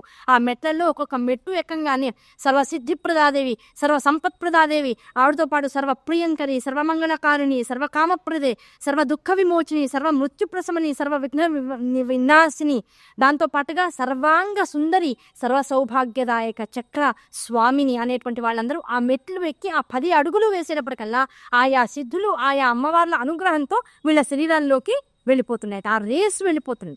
ఇంతసేపు ఉన్నవి విడిపించుకున్నారు, ఇక్కడికి వచ్చాక కొత్త శక్తులు లోపలికి ప్రవేశిస్తున్నాయి. ఇదే అణిమా గరిమా సిద్ధులకి సంబంధించిన అష్ట సిద్ధులు. ఇవన్నీ కూడా అందులో భాగాలు. ఆ భాగాలు ఎప్పుడైతే శరీరంలోకి విశేషమైనటువంటి ఆవృతంగా వెళ్ళిపోతున్నాయో వీళ్ళల్లో ఆ ముఖ కాంతి కానీ శరీర దారుఢ్యం కానీ చైతన్యం కానీ పెరిగిపోతూ మెరుస్తున్నారట. వీళ్ళ శరీరం నుంచి మెరుపు బయటికి వస్తుందట. ఒక కొన్ని శక్తులు వీళ్ళలోకి వస్తేనే ఒక మెరుపు లోపల నుంచి బయటికి వస్తే అన్ని సిద్ధులకి అన్ని శక్తులకి ఆనవారమైనటువంటి తల్లి అణిమాది బిరావృతాం మయూఖైహి, అమ్మవారిని ధ్యాన శ్లోకంలో వసించాది వాగ్దేవతలు చెప్పారు. అమ్మ నీ రూపం చూస్తుంటే ఎలా ఉంది, అణిమాగిరిమా సిద్ధులతో కూడుకున్నటువంటి సమస్త సిద్ధులు నీ లోపలికి వెళ్ళిపోయి నువ్వు ఏ రూపాన్నైతే మా కోసం సగుణ సాకార స్వరూపాన్ని సిద్ధింపజేసుకుని వచ్చావో ఆ రూపం లోపల అవి ఉండలేక ఆ రూపాన్ని దాటి బయటికి చొచ్చుకుని వచ్చేసి అవన్నీ వచ్చి మొత్తం జగత్తంతా దిగంతాలుగా మొత్తం ఆ కాంతుల్ని వ్యాపింపజేస్తున్నాయి. ఆ కాంతులు వ్యాపింపజేసినటువంటి నీ స్వరూపాన్ని, ఆ సగుణ సాకార స్వరూపాన్ని ఆ పైన విస్తరిస్తున్నటువంటి కాంతి రేఖల్ని కలిపి చూస్తే ఎలా ఉంది, ఒక మయూరము పురివిప్పితే ఆ పురివిప్పినటువంటి మయూరం యొక్క సౌందర్యం ఎలా కనపడుతుందో అలా ఈ విశ్వవ్యాప్తంగా ఉన్నటువంటి నీ యొక్క సౌందర్యం ప్రతి కణములోనూ ప్రతి అణువులోనూ మేము దర్శనం చేయగలుగుతున్నాం. అటువంటి స్వరూపంగా మేం మారాలనేటువంటి అనుగ్రహం మాకు కలిగించు. అణిమాదిభిరావృతాం మయూఖైః అహం ఇత్యేవ విభావయేత్ భవాని. ఈ 2 పదాలను చెప్పేశారు. ఆ పాదాల్లో ఉన్నటువంటి రహస్యాన్ని అంతటినీ కూడా ఇక్కడ బ్రహ్మ విష్ణు మహేశ్వరులు ముగ్గురు 28వ శ్వేతవరాహ కల్పంకి సంబంధించినటువంటి వారి ముగ్గురు కూడా అనుభవిస్తూ ప్రతి అనుభవాన్ని కూడా ముందుకు వెళ్తూ ఉన్నారు. అలా ఒక మెట్టు దాటి ఇంకో మెట్టులోకి వెళ్ళేటప్పుడు ఏమైంది, సర్వ సంక్షోభిని, సర్వ విద్రావిని, సర్వాకర్షిణి, సర్వవశంకరి, సర్వోన్మాదిని, సర్వమహాంకుశే, సర్వఖేచరి, సర్వబీజే, సర్వయోనే, సర్వత్రిఖండే, త్రైలోక్యమోహన చక్రస్వామిని స్వరూపం అక్కడికి వచ్చేటప్పటికల్లా శరీరంలోకి ఆ కాంతులన్నీ కూడా లోపలికి వచ్చేసేసాయి. అది వచ్చేటప్పటికల్లా ఏమైంది, అన్నిటినీ ఆకర్షించగలిగే శక్తి, ఎవరి మనస్సు అయినా ఆకర్షించగలిగే శక్తి, ఆ మనస్సుని మంచి వైపుకి తిప్పడానికి కావాల్సిన సాత్విక గుణాల్ని వాళ్ళందరిలోనూ చొప్పించగలిగేటువంటి శక్తి, ఈ శక్తులన్నీ కూడా బ్రహ్మ విష్ణు మహేశ్వరులోకి ఎవరికి తగినటువంటి స్థాయిలో వాళ్ళకి ఇవ్వబడుతూ ముందుకెళ్ళిపోతూ ఉన్నారు. ఒక జగత్తుకి సృష్టి రచన చేయాలన్నా, ఆ జరిగినటువంటి సృష్టిని నడిపించాలన్నా, ఆ నడుపుతున్నటువంటి సృష్టిని లయం చేసుకోవాలన్నా ఎంత కావాలంటే అదంతా కూడా ఇక్కడ ఇవ్వబడుతోంది. అంటే క్వాలిఫికేషన్ వాళ్ళు పొందుతున్నారు. దానివల్ల క్వాలిటీ చెకప్ కూడా తర్వాత అవుతుంది. ఏదైనా ఒక ప్రోడక్ట్ మనం తయారు చేసి దాన్ని మార్కెట్లోకి వదలాలి అంటే ముందు దాన్ని క్వాలిటీ ఉంటుంది. ఆ క్వాలిటీకి ముందు దానికి ఒక క్వాంటిటీ, దానిలో ఇన్ని ఉండాలి, ఇన్ని అవకాశాలు ఉండాలి. ఒక గ్యాడ్జెట్ని కొన్నామంటే దాని ద్వారా మనం ఇన్ని ఉపకరణాలు, ఇన్ని ఉపయోగాలు పొందాలి, దానిలో ఇంత మెమరీ ఉండాలి. ఆ మెమరీతో పాటు ఏం జరిగినా సరే దాన్ని మళ్ళీ బాగు చేసుకునేటువంటి శక్తి ఇంటర్నల్గా యాంటీవైరస్ కూడా దానిలో సిద్ధం చేసి పంపించాలి. ఇది ఏ సిస్టమ్ పెట్టినా ఆ సిస్టమ్కి ఈకో ఫ్రెండ్లీగా ఉండగలగాలి. అది పాడిన తర్వాత ఎక్కడైనా పడేసిన తర్వాత కూడా దానిలో ఉన్నటువంటి రకరకాల ఈ సాఫ్ట్వేర్కి సంబంధించినటువంటి ఏవైతే ఉంటాయో అవన్నీ కూడా వేరే వేరే వాటిని పాడు చేయకుండా అగ్ని ప్రమాదాలు లాంటివి జరిగినప్పుడు బయట వేసినప్పుడు అది కేవలం దాని వరకు కాలి ఆగిపోయి ఆ కాంతి అగ్ని నుంచి కూడా తను నివారణ చేసుకునేటువంటి గ్యాడ్జెట్స్ బయటకు వస్తున్నాయి. అంత జాగ్రత్తగా పర్యావరణ ప్రేమికులు ఆలోచిస్తున్నారు. అలా అమ్మవారు కూడా ఏం చేస్తుంది, ఇన్ని గ్యాడ్జెట్స్ అంటే ఒక దానిలో ఇంత మెమరీ ఉండాలి, ఒక టీబీ లేకపోతే ఇంత టీబీలు దాని టీబీ మించి ఇంకేదో ఉండాలనేటువంటి శక్తిని అంతటిని కూడా వీళ్ళ ముగ్గురులోనూ ఇన్సర్ట్ చేసి ఆటోమేటిక్గా ఒక మిషన్ కదులుతూ ఉంటే ఒక కంప్యూటర్ని ఒక ల్యాప్టాప్ని తయారు చేయాలి అంటే అందులో ఉన్నటువంటి సాఫ్ట్వేర్ అంతా కూడా ఒక మిషన్ లోపలికి డబ్బాని ప్లేట్ని పంపించేస్తే దాని నిండా ఆటోమేటిక్గా ఏ స్లాట్ చేయాల్సిన పని ఆ స్లాట్ చేసుకుంటూ ఆయా పరికరాలను వాటిలో ఎలా నిక్షిప్తం చేస్తూ ఉంటుందో అంతా నిక్షిప్తం అయిపోయిన తర్వాత దాని మీద ఇంకో డోమ్ మూసేసి మొత్తం ఏది కనపడకుండా చేసి బయటికి ఎట్లాగైతే ఒక కొత్త ల్యాప్టాప్ని పంపిస్తారో అట్లా ఈ తల్లి ముందు ల్యాప్టాప్లో ఉన్నటువంటి సాఫ్ట్వేర్ని ఇన్స్టాల్ చేయడం కోసం మొత్తం లోపల హార్డ్వేర్ మొత్తం పనంతా కూడా జరుగుతుంది. ఆ ముగ్గురిని కూడా లోపలికి తీసుకొచ్చింది. ఒక్కొక్క మెట్టు ఎక్కుతుంటే వాళ్ళలో ఒక్కొక్క శక్తిని కూడా నిక్షిప్తం చేస్తూ పైకి తెచ్చుకుంటోంది. అంతా అయిపోయిన తర్వాత ఆవిడ ముందుకు వెళ్ళాక జరిగేదేంటి, క్వాలిటీ చెక్ జరుగుతుంది. అన్ని జాగ్రత్తగా వెళ్ళాయా, వీళ్ళంతా సమగ్రంగా ఉన్నారా, ఇప్పుడు వెళ్ళి కొత్త జగత్తుకి ఆద్యం వీళ్ళు చేయగలరా, సృష్టికర్త స్టార్టింగ్ వీళ్ళు చేయగలరా, ఇవన్నీ కూడా ఆలోచించుకున్నారు. అంతా బాగున్న తర్వాతనే ఆవిడ వెళ్ళండి ఇప్పుడు వెళ్ళండి అన్నాకనే వీళ్ళ ముగ్గురు వాళ్ళ జగత్తుల దగ్గరకు వచ్చి వాళ్ళకి ఇవ్వబడినటువంటి స్థానాల్లో ఉండి అంతకి అతిక్రమించకుండా మళ్ళీ పనిచేయాల్సినటువంటి అవసరం ఉంటుంది. అంటే ఎంత సిస్టమేటిక్గా జరుగుతుందో చూడండి. అవునా కదా? ఇదంతా కూడా దాని నుంచి మనం ఇవన్నీ తెలుసుకునే అధర్వణ వేదంలో ఇవన్నీ ఉంటాయి కనుకనే ఆ అధర్వణ వేదాన్ని మొత్తం జర్మనీలు తీసుకున్నారు కనుకనే ల్యాప్టాప్లు వాళ్ళే తయారు చేశారు. మొట్టమొదట ప్రతి దాన్ని వాళ్ళే తయారు చేశారు, ప్రపంచానికి పరిచయం చేస్తున్నారు. వాళ్ళు అవన్నీ పరిచయం చేస్తున్నారు. అవన్నీ మనకు ఆల్రెడీ మన పూర్వీకులు అనుభవించేశారు. అమ్మ మనకి ఇచ్చేదనే విషయం మనకి తెలుసు కనుక మన ఇంట్లో వస్తువుని మనం దాచుకోం గనక అన్నీ వదిలేసాం. నచ్చిన వాళ్ళు తీసుకెళ్తున్నారు, అవి మళ్ళీ మనకి కొత్తగా తయారు చేసి ఇస్తున్నారు. కొత్తగా ఉన్న వాటిని కొనుక్కుని దేశాన్ని ఉద్ధరిస్తున్నారు. మనం ల్యాప్టాప్లు మన ఇళ్లలో ఉన్నాయి, వాళ్ళందరి ఇళ్లలోనూ ఉన్నాయి. మనం కొనుక్కుని ఏం చేస్తున్నాం, జర్మనీ దేశీయులు ఇంకా దృఢంగా ఆర్థికంగా బాగుండడానికి సహాయకారులుగా ఉంటున్నాం. ఆ టెక్నాలజీ మాకు లేకనా మా అమ్మవారు ఎప్పుడూ చేసేసి మా జగత్తులో ఉన్నటువంటి ప్రతి దేవుడు ప్రతి దేవీ దేవతా స్వరూపము మమ్మల్ని సృష్టించే వాళ్ళందరూ కూడా ఇలా సిస్టమేటిక్గా వచ్చినటువంటి వాళ్ళే. మా సిస్టమ్ ఎలా ఉంటుంది, మీరు దాన్ని తయారు చేసుకుని దానివల్ల ఒక సిస్టమ్ని క్రియేట్ చేసుకుంటారు. మేము క్రియేట్ చేసుకోకల్లా మాకు డిఫాల్ట్ సిస్టమే ఇట్లా ఉంటుంది. ఇప్పుడు భారతదేశం గొప్పదా, మిగతా దేశాలు గొప్పవా? భారతదేశమే గొప్ప, అవునా కదా? అటువంటి భావన లోపలికి రావాలి. ఇదంతా మన విజ్ఞానం. మన ఇంట్లో మన పెరట్లో ఉన్నటువంటి తులసమ్మ గురించి వాడెవడో మందు తయారు చేశాను నువ్వు వేసుకో అంటే ఓకే బాగానే ఉంది, వాడు బాగుపడతాడులే పోనీ తులసమ్మే కదా తీసుకొచ్చి వేసుకుంటున్నాం. ఈ తులసి ఆకుని వేసుకోవచ్చు మనం అని వాడిని బాగు చేద్దాం అనుకున్నాం, అవునా కదా?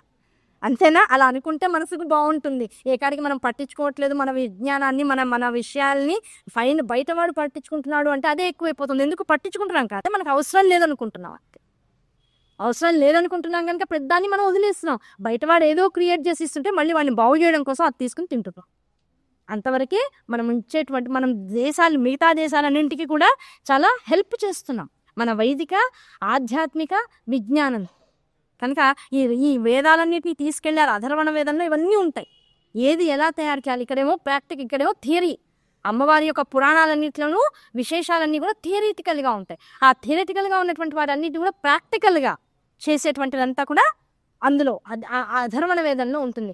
అధర్వణ వేదాలకు సంబంధించినటువంటి 36 లక్షల పుస్తకాలు జర్మనీ గ్రంథాలయంలో ఇప్పటికీ ఉన్నాయి. ఒక వింగ్ అంతా అదే ఉంది. వాడు దాదాపుగా 36 అంతస్తుల గ్రంథాలయం కేవలం మన ఇండియన్ వేదాలని పెట్టుకోవడం కోసం ఏర్పాటు చేసుకోవాలి. రీసెంట్గా జర్మనీకి వెళ్ళిన ప్రతి వాళ్ళు కూడా గ్రంథాలయాన్ని దర్శించి వస్తున్నారు. వాళ్ళు నమ్ముతున్నారు, పిల్లలు కూడా ఈ విషయాన్ని నమ్ముతున్నారు. అక్కడ చూసి వచ్చిన తర్వాత తాళపత్ర నిధుల మీద దాచినటువంటి వేదాలు కూడా ఇంకా వాళ్ళ దగ్గర జాగ్రత్త పెట్టినారు. దాన్ని ఎంత జాగ్రత్త పెట్టారంటే ఒక్కొక్క స్క్రీన్ కింద ఒక్కొక్క దానికి డీటెయిలింగ్తో పాటుగా దాన్ని సెక్యూర్ చేసేసారు. ఎవ్వరు కూడా ఇంకా దాన్ని వాళ్ళ దగ్గర నుంచి దొంగిలించలేరు. దొంగకే తెలుస్తుంది దొంగిలించిన పదార్థాన్ని ఎలా దాచుకోవాలో. మనం దొంగలం కాదు కనుక మనం జగత్తుకి ఇచ్చేవాళ్ళం కనుక దాన్ని హాయిగా ఇళ్లలో ఉంచేసుకున్నాం. ఇళ్లలో ఉన్న వాటిని తీసుకెళ్ళిపోయారు, మిగతా వాటిని కాల్చేశారు మన మీద కక్షతో. మనం ఏం చేసాం, అంత గొప్ప నిధిని మన ఇంట్లోంచి దొంగలించి వాడు నాదని పెట్టుకున్నాడు. మన సొమ్ముని ఎంత బాగా సంరక్షిస్తున్నాడు రా. నువ్వు ఏది చేసినా ఏది చేసుకున్నా ప్రపంచం అయితే ఈ విజ్ఞానం వల్ల బాగుంటుంది కనుక వాడిని మనం హర్షిస్తున్నాం. వాళ్ళ దేశానికి మనం వాళ్ళం కూడా వలస వెళ్ళి అక్కడ కూడా బాగుపడుతున్నాం, నష్టమేం లేదు. మనం దేన్ని తప్పుగా తీసుకోవద్దు. దేవీ భావతాన్ని పట్టుకున్నాక దొంగ లేడు, దొంగలించబడే పదార్థము లేదు, దానికి యజమాని లేడు. ముగ్గురు కలిపితే ఉన్నటువంటిది ఏమిటి? ధ్యాన ధ్యాతృ ధ్యేయ రూప, అంతే కదా. ఈ మూడింటి ద్వారా తెలిసేది ఏమిటి? ఎక్కడ ఉన్న అమ్మ యొక్క ప్రస్తుతి జగత్తంతా విస్తరించాలి అంటే ఆ ఒక్క విషయాన్ని దగ్గర పెట్టుకుని ఆలోచించి, ఎవడు తీసుకున్నాడంటే మనకెందుకు, ఆ పదార్థాన్ని జాగ్రత్త పెట్టాలి లేదా. వాడు కూడా నెత్తిని పెట్టుకుని పూజిస్తున్నాడు అధర్వణ వేదాన్ని. అధర్వణ వేదంతో ఋగ్వేదంతో పాటు సామవేదాన్ని ఎక్కువ పట్టించుకోవట్లేదు, ఎందుకంటే అదంతా విభిన్నంగా ఉంటుంది. వాడి కష్టం, అంత సీన్ కష్టం వాడి. యజుర్వేదాన్ని పట్టుకున్నారు. అందుకే నేను నమ్మక చమకాన్ని ఈ మధ్య ఫారినర్స్ ఎక్కువ చూస్తున్నారా, దాని మీద వాడు విశేషంగా వర్క్ చేస్తున్నాడు. దాని మీద వాడేం వదలల్లా, దానికి సంతోషించాలి మనం. ఓకే, ఎవడో ఒకడు దాన్ని పట్టుకున్నాడుగా, వదిలేదు కదా, అది. కనుక ఈ ఒక్కొక్క మెట్టు ఎక్కుతుంటే ఆ మెట్టుకి ఆ ప్రాకారానికి ఉన్నటువంటి అధిష్టాన దేవతలందరూ కూడా ఈ బ్రహ్మ విష్ణు మహేశ్వరులు ముగ్గురిని కూడా చైతన్య ప్రకాశ స్వరూపాలుగా మార్చి ముందుకు పంపిస్తున్నాయట. ఇంకొక మెట్టు ఎక్కారు, అక్కడ అనిమాగరిమా సిద్ధులన్నీ కూడా ఉన్నాయి. ఆ అనిమాగరిమా సిద్ధులు వీళ్ళలో కూడా ప్రవేశించాయట. వీళ్ళ యోగ్యతానుసారంగా మొత్తం అంతా వెళ్ళడానికి అవకాశం లేదు. అయితే అమ్మవారిలోనూ అనిమాగరిమా సిద్ధులు ఉంటాయి, వీళ్ళల్లోనూ ఉంటాయి. అంటే వీళ్ళ యోగ్యతానుసారంగా వీళ్ళకి ఎంత కావాలో అంత ఇస్తుంది. అమ్మలో సంపూర్ణ సిద్ధులన్నీ కూడా ఉంటాయి. ఆ సిద్ధులన్నీ వాళ్ళలోకి వెళ్ళిపోయాట. అనిమా సిద్ధి, లఘిమా సిద్ధి, గరిమా సిద్ధి, మహిమా సిద్ధి, ఈసిత్వ సిద్ధి, వసిత్వ సిద్ధి, ప్రాకామ్య సిద్ధి, భుక్తి సిద్ధి, ఇచ్ఛా సిద్ధి, ప్రాప్తి సిద్ధి, సర్వకామ సిద్ధి అనబడేటువంటి సిద్ధులన్నీ కూడా వాళ్ళలోకి వెళ్ళిపోయాయి. తర్వాత మీరు ఎక్కేటప్పుడు వాళ్ళ రూపాలు ఎలా కనబడుతున్నాయి? ఈ సిద్ధులన్నీ లోపలికి వెళ్ళాక బ్రాహ్మి, మాహేశ్వరి, కౌమారి, వైష్ణవి, వారాహి, మాహేంద్రి, చాముండ, మహాలక్ష్మి అనేటువంటి స్వరూపాల్లో ఈ సిద్ధులు వాళ్ళలోకి వెళ్ళినప్పటికల్లా ఆయా స్వరూప లావణ్యాలు వీళ్ళ నుంచి బయటికి చక్కగా ప్రస్ఫుటంగా కనపడుతున్నాయట. అది దాటి ముందుకెళ్ళేటప్పటికల్లా వీళ్ళ రూపాలు విచిత్రంగా మారేట. అసలే స్త్రీ స్వరూపాలు పొందా. ఆ స్త్రీ స్వరూపాలతో రకరకాల సాఫ్ట్వేర్స్ వీళ్ళలోకి వచ్చేసేసాయి, శక్తులన్నీ వీళ్ళలోకి వచ్చాయి. ఆ వచ్చినటువంటి వాళ్ళ యొక్క రూపాలు ముగ్గురికి విభిన్నంగా మారట.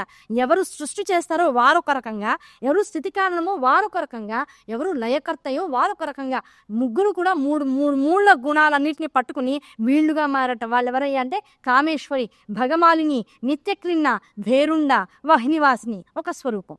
అదైన తర్వాత శివదూతి, త్వరితే, కులసుందరి, నిత్యే, నీలపతాకే ఒక స్వరూపంగా, విజయ, సర్వమంగళ, జ్వాలామాలిని, చిత్ర, నిత్య, మహానిత్య, ఇలా మొత్తం ముగ్గురు 3 5 3 6 పంచుకుని 3 విభిన్న రూపాలను పొందారట. ఆ విభిన్న రూపాలతో 3 విభిన్నమైనటువంటి అలంకారాలతో ప్రకాశిస్తున్నటువంటి దేహాలతో విశేషమైనటువంటి చైతన్య స్వరూపాలుగా అమ్మవారి ముందుకు వెళ్ళి ప్రప్రథమమైనటువంటి చిట్ట చివరి మెట్టు దాటి బైందవ స్థానంలో కాస్త దూరంగా అమ్మవారికి నుంచుని ఉన్నారట. ఆ ఉన్నటువంటి వాళ్ళ ముగ్గురిని చూసేటప్పటికి తల్లి ఏమంది? సభాష్, ఆవిడేం చెప్పింది? మొత్తం ఇంతసేపు జరిగిందేంటో మీకు తెలుసా?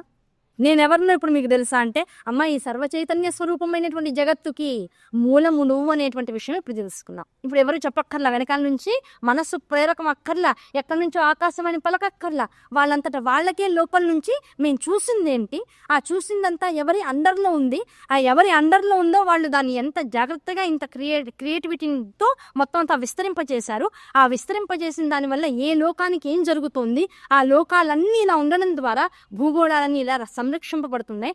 ఆ భూలోకాలు తర్వాత ఉన్నటువంటి లోకాలన్నింటి ద్వారా ఈ అంతరిక్షం అనేటువంటి ఈ విశృంఖలమైనటువంటి అమ్మ యొక్క వ్యాపక శక్తి ఎంత విశేషమైనటువంటి స్థితిగతుల్ని పొందింది. ఇంత వ్యాపక శక్తి తన యందు ఉంచుకున్నటువంటి తల్లి వీటన్నింటిని మించినటువంటి వ్యాపకత్వాన్ని పొంది ఉన్నటువంటి తల్లి కనుక ఆ తల్లిని పొందడం అనేటువంటిది అంత సులువైనటువంటి విషయం కాదు. ఆ తల్లిని చూడడం అనేటువంటిది అంతకన్నా సులువైనటువంటి విషయం కాదు. ఆ తల్లిని దర్శించాలన్నా, ఆ వ్యాపకత్వాన్ని భావించాలన్నా, ఆ వ్యాపకత్వాంతర్గతంగా ఉన్నటువంటి తల్లితత్వాన్ని తెలుసుకోవాలన్నా ఒక జన్మ కాదు, ఎన్ని జన్మలు ఎత్తినా అది తెలుసుకోవడానికి అంత తేలికైన విషయం మాత్రం కాదు. కేవలం భావన మాత్ర సంతుష్టాయే నమో నమః అనబడేటువంటి ఆ తల్లిని భావన చేత మాత్రమే మనం దర్శించుకునే ప్రయత్నం చేస్తాం. ఆ ప్రయత్నంలో ఎంతవరకు సఫలీకృతం అవుతాం అనేటువంటిది ఆ తల్లి మనకిచ్చేటువంటి అనుగ్రహం మీద మాత్రమే ఆధారపడి ఉంటుంది. కనుక అటువంటి తల్లి దర్శనం చేయడం అంత తేలికైన విషయం కాదు. మేము ఆమోదించేస్తాం. ఇప్పుడు నిన్ను చూడాలి, నిన్ను తెలుసుకోవాలి, నీలో ఐక్యం అవ్వాలి, ఈ కోరికలు ఏమీ లేవు. నేను అలా చూస్తూ అలా కూర్చుంటూ మా జీవితం అంతా ఇలా చూస్తూ ఆనందాన్ని అనుభవించాలనిపిస్తోంది అన్నారు. వెంటనే ఆవిడేం చేసింది? చూడాలనిపిస్తోంది కదా, కూర్చోండి, ముగ్గురికి నేను ఒక అద్భుతమైనటువంటి మంత్రాన్ని ఉపదేశిస్తాను కూర్చోబెట్టింది. ముగ్గురికి కూడా ఒకే మంత్రం, నవార్ణ మహామంత్రాన్ని అనుగ్రహించేసింది. ఒక్కొక్కళ్ళు కూర్చుని ఆ నవార్ణ మహామంత్రాన్ని, ఆ నవార్ణ మహామంత్రమే ఈ దేవీ భావతానికి అంతటికీ కూడా మూలము, ప్రధానం. ఆ నవార్ణ మహామంత్రాన్ని మొత్తం బ్రహ్మకి, విష్ణువుకి, శివుడికి ముగ్గురికి కూడా అనుగ్రహించేసింది. ముగ్గురు తలో వైపు కూర్చున్నారు కదలకుండా. అమ్మవారిని అలాగ సాలోక్య స్వరూపంగా చూడాలనుకున్నారు కదా, అలా కూర్చుని అమ్మవారిని తదేక నిష్ఠతో చూస్తూ మంత్రానుష్ఠానం మొదలెట్టేశారు. అమ్మవారి ఎదురుకుండా అమ్మవారి ఇచ్చినటువంటి మంత్రాన్ని అమ్మవారిని చూస్తూ చేసుకోవడం అనేటువంటిది అమ్మవారిగా మారి వాళ్ళు చేస్తున్నారు. అరుణాం కరుణాతరంగితాక్షం ధ్యాన శ్లోకం ఇక్కడ మనకు అర్థమైపోతుంది. ఆ అరుణాం కరుణాతరంగితాక్షం ధ్యాన శ్లోకం అర్థమైతే ముగ్గురు కూర్చుని ఏకకాలంలో తపస్సు మొదలెట్టారట. ఆ తపస్సు మొదలెట్టడమే వాళ్ళ కూర్చున్నాము అంటే ఇదేంటి, భువనేశ్వరి అమ్మవారి భూమి మీద కూర్చున్నారు ముగ్గురు కూడా.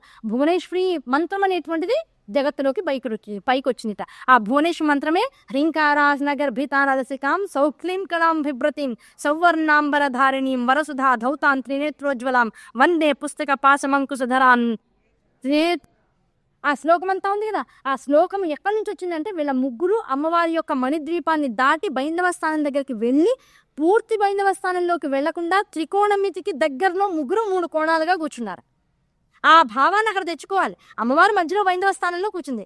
బైందవ స్థానంలోకి వెళ్ళే అర్హత అంత ఇది తేలిక కాదు. అమ్మవారిలా వెళ్ళామంటే ఇంకా మనం విడిగా ఉండం, అమ్మవారిమే వెళ్తాం. దాంతో ఏమైంది, బిందు త్రికోణం, మనం ధ్యాన శ్లోకం చదువుతున్నాం. ఆ త్రికోణంలో ఉన్నటువంటి 3 కోణాలుగా బ్రహ్మ విష్ణు మహేశ్వరులు కూర్చుని అమ్మవారి యొక్క మహామంత్రాన్ని ప్రశాంతంగా తపస్సులోకి తీసుకెళ్లారట. తీసుకెళ్ళగానే అక్కడ ఉన్నటువంటి దేవీ దేవతలందరూ కూడా ఏం చేస్తున్నారు, హ్రీంకారాసన గర్భిత నరసికామని ఎనుగెత్తి ఆ శ్లోకాన్ని పాడడం మొదలెట్టారు. వీళ్ళు వాళ్ళ జపమంత్రాల్లోకి వెళ్ళిపోయారు. ఎంతకాలం చేశారయ్యా అంటే, బ్రహ్మము తాను ఎంతసేపు కూర్చోగలడు అంటే 10 కల్పాల దాకా కూర్చున్నట్ట. 10 కల్పాల దాకా బ్రహ్మ అలాగే కూర్చుని అమ్మవారి యొక్క నవార్ణ మహామంత్రాన్ని తపస్సు చేశారట. చేసిన తర్వాత ఒక శుభముహూర్తంలో బ్రహ్మగారి యొక్క కళ్ళు తెరవబడ్డాయి. ఆయన తపస్సులోంచి బయటకు వచ్చారు. తపస్సులో కూర్చోవాలన్నా అమ్మ అనుగ్రహమే, తపస్సులోంచి ఎవరు ఎప్పుడు బయటికి రావాలన్నా అమ్మ అనుగ్రహమే. ఆవిడ కళ్ళు తెరిపించకపోతే ఎవరి కళ్ళు తెరుచుకోవడానికి అవకాశం లేదు. ఆవిడ తపస్సులోంచి బయటికి రా అంటేనే ఎవడైనా తపస్సులోంచి బయటికి రావాలి. లేదు కూర్చో అంటే ఇంకా వీళ్ళిద్దరు కూర్చునే ఉన్నారు, వీళ్ళు ఇంకా బయటికి రాలా. విష్ణువు శివుడు ఇంకా కూర్చునే ఉన్నాడు. ముందు బ్రహ్మగారి కళ్ళు తెరవబడ్డాయి. అయ్యా నువ్వు లే సైగ చేసింది. ఇంకా మాటలు తక్కువ ఉంటాయి అక్కడ, ఊరికే మనం భావించడమే మాటలు. లెమ్మంది కళ్ళతో సైగ చేసింది. ఆయన అద్భుతమైనటువంటి తపస్సు చేసి తపస్సులోంచి బయటకు వచ్చిన వాడు లేచాడు. అమ్మ దగ్గరికి అలా వెళ్ళాడు. వెళ్ళంగానే నాయనా, ఇప్పుడు నాలో ఉన్నటువంటి శక్తి ఏదైతే నీకు జగత్ సృష్టి కారణానికి సహాయకారిగా ఉంటుందో ఆ శక్తిని రాజసిక శక్తిగా మహాసరస్వతి స్వరూపంగా నీకు ఇస్తున్నాను. ఆ శక్తి నీ పక్కన ఉంటే నువ్వు చేసేటువంటి సృష్టి రచన భారం ఏదైతే ఉంటుందో అదంతా భారము కాకుండా కార్యదక్షతగా నిన్ను అనుగ్రహిస్తుంది. ఆ శక్తిని తీసుకువెళ్ళు అని తనలోంచి ఒక కాంతి కిరణాన్ని బయటికి వదిలేటప్పటికన్నా అది మహాసరస్వతి స్వరూపాన్ని అలంకృతం చేసుకుని అమ్మవారి స్వరూపంగానే ఉంది. ఆవిడ మహాలక్ష్మి మహాసరస్వతి అని పిలువబడుతుంది. ఇక్కడ తెల్లటి వస్త్రాలతో లేదు ఆవిడ. అమ్మవారు ఎలా ఉందో ఆ మణిద్వీపంలో అందరూ ఒకేలా ఉండాలి. అది దాటిన తర్వాత మాత్రమే అమ్మవారు నిర్వచించినటువంటి డ్రెస్ కానీ, డ్రెస్ కోడ్ కానీ, పద్మం కానీ, వీణలు కానీ ఇవన్నీ వాళ్ళందరికీ వస్తాయి. అవేమీ ఇక్కడ ఉండవు. అవన్నీ బయటికి వెళ్తున్న కొద్దీ మళ్ళీ ఆయా బేస్ క్యాంప్ వాళ్ళు వాళ్ళకి అన్నీ ఇస్తారు. మీరు ఏ కల్పానికి సంబంధించినటువంటి భూగోళానికి సంబంధించినటువంటి సరస్వతితో అడుగుతారు. ఆ భూగోళంలో అమ్మవారు ఎటువంటి సరస్వతి ఎటువంటి రూపంలో ఉండాలని ఆవిడ రచించిందో అటువంటి సరస్వతి స్వరూపానికి సంబంధించిన డ్రెస్ని, వీణని, దండకమండలాల్ని అన్ని వాళ్ళని ఇస్తారు. అవి తీసుకుని అక్కడి నుంచి వాళ్ళు జగత్ రచన కోసం వెళ్ళాలి. ఇంత పకడ్బందీగా ఉంటుంది, ఎక్కడ ఏది కూడా మామూలుగా ఉండదు. మన సైనిక బేస్ క్యాంపులు చూస్తున్నట్టు లేదు ఇప్పుడు మీకు. ఇప్పుడు సినిమాల్లో చూస్తాం, విడిగా అక్కడికి వెళ్ళి డైరెక్ట్గా సైనిక బేస్ క్యాంపులు చూడడం కానీ సినిమాల్లో చూస్తాం కదా. ఇప్పుడు రకరకాల సినిమాలు వస్తున్నాయి. ఆ బేస్ క్యాంపులు ఎంత సిస్టమేటిక్గా ఉంటాయి. అవన్నీ ఎక్కడి నుంచి నేర్చుకున్నారు వీళ్ళందరూ? యుద్ధం చేయడం ఎక్కడి నుంచి నేర్చుకున్నారు? ఇదంతా మనకి వేదాన్ని నేర్పించింది. ఆ వేదాల్లో వచ్చిన విద్యనంతా కూడా అక్కడ చేస్తున్నాం కనుక మొత్తం ప్రపంచం అంతా కూడా ఎలాగే తను మార్చుకుంటుంది. మనం అనుకుంటాం ఇదంతా ఆధునికత అని. కాదు. వేదము విస్తృతంగా తెలుసుకుంటున్న కొద్దీ దాని యొక్క రూపం మారిపోతూ ఉంటుంది. ఆ రూపం మారిన కొద్దీ ఇందులో అధునాతనమైనటువంటి విషయాలు కనపడతాయి. ఇదంతా సనాతనమే, ఆ తల్లి నుంచి వచ్చిందే. అధునాతనం మన మనస్సుకి, మనకు అవన్నీ తెలియవు గనక. తెలిసిన కొత్త విషయం పాతదైతే అది మనకు మళ్ళీ సనాతనం అవుతూ ఉంటుంది. కనుక ఆధ్యాత్మికంలో సనాతనము లేదు, ఆధునికము లేదు. ఆ రెండు అమ్మ నుంచి వచ్చినవే కనుక అంతా మనకి ఆధ్యాత్మికమే. కనుక ఆధ్యాత్మిక శక్తిని ఎప్పుడైతే మనలోకి తీసుకున్నామో ఆ తల్లి మొత్తం శక్తి స్వరూపమైనటువంటి మహాసరస్వతి దేవుని నీకు అలంకృతం చేసిన వెళ్ళు. జాగ్రత్తగా రాజసిక గుణాన్ని నీలో, తత్వాన్ని నీలో పెట్టుకుని ఒక సృష్టి యొక్క రచనంతా జాగ్రత్తగా చేస్తూ పో. నా యొక్క అనుగ్రహం నీ మీద ఎప్పుడు వర్షిస్తూ ఉంటుంది నాయన అని ఆశీర్వదించి వెళ్ళమని. ఇంకా ఇక్కడ విష్ణుమూర్తి, శివుడు తపస్సు చేసుకుంటూనే ఉన్నారు. ఆయన నెమ్మదిగా బయలుదేరాడు. ఆయన లోకానికి శ్వేతవరాహ కల్పం 28వ కల్పానికి ఆయన నెమ్మదిగా వచ్చాడు. వచ్చి ఇంకా ఆయన సృష్టి రచనని మొదలెట్టాడు. మొదలెట్టాలి అంటే కావాల్సినటువంటి ప్రాతిపదిక ఉంటుంది కదా, కింద నుంచి భూగోళం ఇంకా పైకి రాలేదు కదా. ఆయన ప్రయాణం మటుకే మొదలెట్టాడు. ముగ్గురు కలిసి చేసేటువంటి ప్రయాణం ఒక రకంగా ఉంది, ఒక్కొక్కళ్ళు చేసేటువంటి ప్రయాణం ఒక రకంగా ఉంటుంది. ఇక్కడ ఈయన మళ్ళీ సరస్వతీదేవిని పక్కన పెట్టుకుని మళ్ళీ మొత్తం 9 మెట్లు కిందకి దిగాలి. దిగిన తర్వాత వాళ్ళ డ్రెస్సెస్ తీసుకోవాలి. అక్కడి నుంచి వాళ్ళకి ఏర్పాటు చేసినటువంటి వాహనంలో మళ్ళీ వాళ్ళు నియమిత కేంద్రానికి మళ్ళీ వెళ్ళాలి. అది అయ్యే లోపల ఇంకొక 10 కల్పాలు జరిగింది. అవన్నీ అయ్యేటప్పటికి ఇంకా బ్రహ్మ భూమి దగ్గరికి వెళ్ళాలి. శ్వేతవరాహ కల్పానికి ఇంకా రాక మునిపే ఇంకొక 10 కల్పాలు జరిగిందట. ఆ 10 కల్పాలు అయ్యేటప్పటికల్లా విష్ణుమూర్తిని కళ్ళు తెరవముందమ్మ. ఆయన కళ్ళు తెరిచాడు. ఆయన కళ్ళు తెరిచేప్పటికి ఏమైంది, ఆయన బ్రహ్మ కన్నా కూడా విశేషమైనటువంటి తేజస్సుతో మెరిసిపోతూ అమ్మవారి దగ్గరకు వచ్చాట. అయ్యా నువ్వు ఇవాళ నుంచి ఆ శ్వేతవరాహ కల్పం అనబడేటువంటి 28వ కల్పానికి స్థితికారకుడువు, నీకు ఆ పొజిషన్ ఇచ్చేస్తున్నాను. నా శక్తిలో ఉన్నటువంటి సాత్విక శక్తి ఏదైతే మహాలక్ష్మి స్వరూపంగా ఉంటుందో ఆ శక్తిని నీ పక్కన శక్తి చైతన్య స్వరూపిణిగా ఇచ్చేస్తున్నాను. ఆవిడని పక్కన పెట్టుకో. నీకు కావాల్సినటువంటి ఐశ్వర్యం కానీ సహన శక్తి కానీ ఇవన్నీ కూడా ఆవిడ ద్వారా నీకు ఇవ్వబడతాయి. ఆవిడని చక్కగా దృష్టి పెట్టుకుని శ్రద్ధగా ఉండి ఆవిడ వైపు లక్ష్యం కేంద్రీకృతం చేసి జాగ్రత్తగా నీ లోకానికి వెళ్ళి ఆ సృష్టింతా చేసుకునేటువంటి వైభవాన్ని, దాన్ని సమర్థవంతంగా పాలించేటువంటి శక్తిని నువ్వు పొందుతూ ఉండు. నువ్వెప్పుడు కూడా ఇవి ఆరాధిస్తూ ఉండాల్సిందే అని చెప్పారు. చేసేవాడు గొప్ప కాదు, ఆ చేసేందుకు కావాల్సినటువంటి శక్తి ఎవరి ద్వారా అయితే వస్తుందో వాళ్ళు గొప్ప. ఇంట్లో అన్నం వండి పెట్టి బయటికి వెళ్ళి సంపాదించుకుని వచ్చేవాడికి శక్తిని ఇస్తోందంటే ఇప్పుడు స్త్రీ ఎంత గొప్పది. పురుషులందరికీ కూడా శక్తి స్థానం. ఏమండి నిన్న దాకా మీరే కదండి తిట్టారు, ఇవాళ మళ్ళీ మీరే కదా మెచ్చుకుంటున్నా అంటే ఏ వ్యవస్థలో ఉంటే ఆ వ్యవస్థలో మెచ్చుకోవాలి. ఆ వ్యవస్థ పరిధి దాటి అతిక్రమించి కనుక వ్యవహారం సాగింది అంటే కుటుంబ వ్యవస్థ నాశనం అవుతుంది కనుక అక్కడ గట్టిగా మాట్లాడాల్సిందే. ఎవరి పరిధిని వారు తెలుసుకుంటే ఆ పరిధిని దాటి, ఇప్పుడు మనమే నా ప్రపంచం నా లోకం నా ఇల్లు అని ఒక పరిమితిలో ఒక డోర్లు పెట్టుకున్నాం. ఆ డోర్ దాటి పక్కవాడేవాడో లోపలికి వస్తేనే తన్ని తరివేస్తాం బయటికి. అలాంటిది మనం మర్యాద దాటి స్త్రీలను కానీ పురుషులను కానీ ఇంట్లో పిల్లలు కానీ పెద్దలు కానీ ఆ పరిధులు దాటి మాట్లాడుతున్నప్పుడు ఎవరికి వాళ్ళు శిక్షించేవాడు ఒకడు ఉండాలి కదా. అందుకే ఉమ్మడి కుటుంబాలు ఉండాలి. పెద్దవాళ్ళు ఇంట్లో ఉంటే తప్పమని ఎలాంటి వాళ్ళనైనా సరి చేస్తూ ఉంటారు. సరి చేసేవాడు లేకపోతే నువ్వెంతని మాటలు వచ్చి పిల్లలు కూడా రేపు నువ్వెంత అనుకుని అసలు నేను ఎవరికి అక్కర్లేదు అనుకుని డిప్రెషన్లోకి వెళ్ళిపోతున్నారు. కుటుంబ వ్యవస్థలు ఉండాలి, ఎక్కడికక్కడ ఉమ్మడి కుటుంబాలు ఉండాలి. కారణం ఏంటంటే బాగు చేసేవాడు ఉండాలి ఇంట్లో. కారణం ఏమిటి, ఎవరికి వాళ్ళం ఐసోలేట్ అయిపోతున్నాం. నా పరిధి ఇది అపరిమితమైనటువంటి శక్తిని పరిమిత స్థాయిలోకి తెచ్చేసుకుని ఎవరికి వాడు ఇందులోనే నేను బాగున్నాను అనుకుంటున్నాం. ఆ పరిమితంలోకి వచ్చేటప్పటికల్లా ఎవరికి వాడికి అహంకారాలు పెరిగిపోయినప్పటికల్లా నాది నీది నాకు నీకు ఇంతసేపు మనం దాచుకుందాం, మన పిల్లల కోసం దాచుకుందాం ఉమ్మడి కుటుంబంలో. ఇప్పుడు ఇది నీది ఇది నాది, భార్యాభర్తది, ఇది నీ బెడ్రూమ్ ఇది నా బెడ్రూమ్. అన్ని బాగుంటే ఎప్పుడన్నా నాకు అనిపిస్తే ఆ తర్వాత నా పర్మిషన్ ఉంటే నా బెడ్రూమ్లోకి రా. భర్తకు కూడా ఒక రూల్ రాస్తున్నారు భార్యలు. అలాగే భార్యలకు భర్తలు కూడా రాస్తున్నారు. ఇద్దరు గురించి మాట్లాడుకోవాలి. ఎవరి ప్రైవసీ వాళ్ళకి అంత ముఖ్యమైపోతుంది. నేను టీవీ చూసేప్పుడు నా రిమోట్ నా చేతుల్లోనే ఉండాలి. దగ్గర నుంచి ప్రైవసీ స్టార్ట్ అవుతాం. ఎస్ఆర్ను ఇదివరకు టీవీ అంటే సండే రామాయణం వస్తేనో మహాభారతం వస్తేనో కాసేపు పిల్లల ఛానల్లో ఒక గంటో Disney world Tom and Jerry వస్తేనో ఆ గంట సేపటి కోసం వారమంతా వెయిట్ చేసి వస్తుందని ఆ టైం కల్లా స్నానాలు చేసి 9 ఏకంగా అమ్మమ్మలు అయితే టీవీలకే హారతులు ఇచ్చేసి దానిలో వచ్చి రామాయణానికి కొబ్బరికాయలు కొట్టేసేసి కూర్చునేవారు. అది ఎప్పుడవుతుందా వాళ్ళకన్నా ముందు టామ్ అండ్ జెర్రీ వచ్చేది ఒక భాగం. ఆ భాగం కోసం స్నానం చేయందే ఒప్పుకోనని తల్లి చెప్తే ఆదివారం కూడా తొందరగా స్నానాలు చేసేసి గబగబా మంచి బట్టలు వేసేసుకుని టామ్ అండ్ జెర్రీ చూస్తూ వాళ్ళ టిఫిన్ తింటానండో అతి పెద్ద కోరిక మనకి. నాకైతే అంతే, ఆ టామ్ అండ్ జెర్రీ చూస్తూ ఆదివారం రోజున టిఫిన్ చేయాలి. ఆ రోజు స్పెషల్ టిఫిన్, రోజు ఉండదు టిఫిన్. చద్దన్నం ఏదైనా మిగిలితే శుభ్రంగా ఆవకాయనం కలిపేసుకుంటే పెరిగేసుకుని తినేసేయడమే. టామ్ అండ్ జెర్రీ చూస్తున్న రోజు మాత్రం కాస్త ఏదైనా టిఫిన్ కావాలి. ఆ ఇడ్లీ అంటే పెద్ద టిఫిన్, అబ్బా 2 ఇడ్లీలు 3 ఇడ్లీలు చట్నీ వేసుకుని 2-3 రకాల చట్నీలు ఉంటే అసలు పండగ, అసలు పెళ్లి భోజనం చేసినట్టే. ఇంకా అంటే ఎంత లిమిటెడ్గా మన సుఖాలు ఉన్నాయి, ఎంత కొద్దిలో మనం ఎంత ఆనందాన్ని పొందాం. ఇప్పుడు ఇడ్లీలు కాదు, బర్గర్లు పిజ్జాలు ఉన్న సుఖాన్ని సంతోషం ఇంకేదో కావాలంటాడు వాడు. అసలు పొద్దున్న నుంచి స్నానాలు చేసి కార్టూన్లు చూడడం కాదు, కార్టూన్లు చూస్తూ అసలు స్నానాలు చేయకుండా రోజుల తరబడి గడిచిపోతుంది. పిల్లలు ఆ ఇదిలో ఉండిపోతున్నారు. అదే విషయం అక్కడ. అంటే చిన్న చిన్న అనుభూతులు అందరం కలిసి ఉంటే, ఒక టీవీ ఉంటే అన్ని పంచుకుని చూసేవాళ్ళం. ఇప్పుడు ఏమవుతుంది, రూమ్కో టీవీ ఉంటుంది, ఎవరి ప్రైవసీ వాళ్ళది. చైల్డ్ లాక్, మళ్ళీ వాడికి తెలియదు ఆ చైల్డ్ లాక్ ఎంతసేపు ఓపెన్ చేసుకోవాలో. తండ్రి సెల్ ఫోన్కి పాస్వర్డే తెలుసుకున్నవాడు చైల్డ్ లాక్ ఓపెన్ చేసి టీవీలో అన్ని ఛానల్స్ చూడలేదు. వాడు మన పిచ్చి భ్రమ, ఏదో నా కంట్రోల్లో నా పిల్లాడు ఉన్నాడు అనుకోవడం కోసం. ఇలా మొదలెడితే ఇక్కడ తల్లి సిస్టమ్ ఎలా ఉంది? ఎక్కడ ఆవిడ కనుసన్నల్లోంచి బ్రహ్మగారు కానీ, విష్ణుమూర్తి కానీ, శివుడు కానీ అటు ఇటు మసలడానికి అవకాశం లేదు. నువ్వు అయితే అయ్యావు బ్రహ్మగారివి, నీ లిమిటేషన్స్ నీకున్నాయి, జాగ్రత్త. సృష్టి రచన చేయడం వరకే, అది ఎంతవరకు చేయమన్నాను అంతవరకే. సరస్వతిదేవి నీకు ఇచ్చేటువంటి శక్తి ఎలాంటిది? ఎవరి సృష్టి ఎలా ఉండాలో, ఎవరి జీవన విధానం ఎలా ఉండాలో, వాడి పురాకృత కర్మ విశేషం ఎలా ఉందో దాన్ని బట్టి వీడిలో సాఫ్ట్వేర్ ఉంచాలి. అంతే తప్ప అందరికీ ఒకటేలా చేస్తారంటే కుదరదు. ఆ శక్తి బ్రహ్మదేవుడు గారికి ఇవ్వగలిగేటువంటి శక్తి ఎక్కడున్నాయి అంటే సరస్వతీదేవిలో ఉంది. అందుకే ఆవిడ అపరిమిత జ్ఞాన స్వరూపే.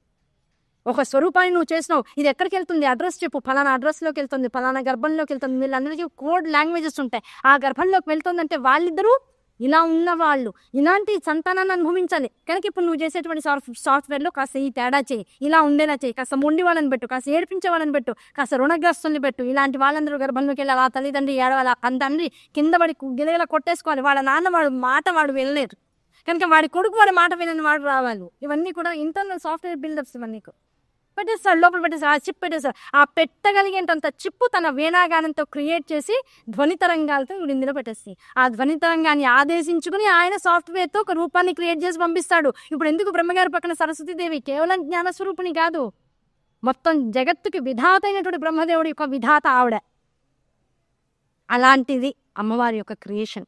ఇంకోటి తెలుసుకుంటుంటే ఎట్లా ఉంటుంది, అబ్బా ఇలాంటి ప్రపంచంలోనే మనం ఉంటున్నాం. నిజంగా ఇంత జాగ్రత్తగా ప్రతిదాన్ని క్రియేట్ చేసి పంపిస్తే మనం ఈ కాసేదానికి అబ్బా ఈ కష్టము ఈ నష్టం అనుకుంటున్నాం. ఇదంతా ఇది వరకు మనం చేసుకున్న దాన్ని మనం అనుభవించడానికి అమ్మవారు ఇచ్చినటువంటి కష్ట నష్టాలు. ఇవన్నీ అనుభవిస్తేస్తే కష్టం పోతుంది, అనుభవించేస్తే సుఖం దానంతటా అది వచ్చేస్తుంది. కనుక కష్టం వచ్చిన ప్రతిసారి అమ్మవారికి నమస్కారం చేసుకుని, అమ్మ తెలియక చేసినటువంటి తప్పుకి అనుభవాన్ని నాకు ఇస్తున్నావు, ఆ అనుభవం కష్టం అనిపిస్తుంది, ఈ కష్టం కూడా కష్టం అనిపించకుండా ఉండగలిగేటంత సాధన నాకు అనుగ్రహించమని ఒకసారి నమస్కారం పెట్టుకుంటే జగత్తులో కష్టం అనేదే ఉండదు. కష్టాన్ని కష్టం కాకుండా అనుభవించజేసేటువంటి శక్తి కూడా తల్లిదే. అవునా కదా?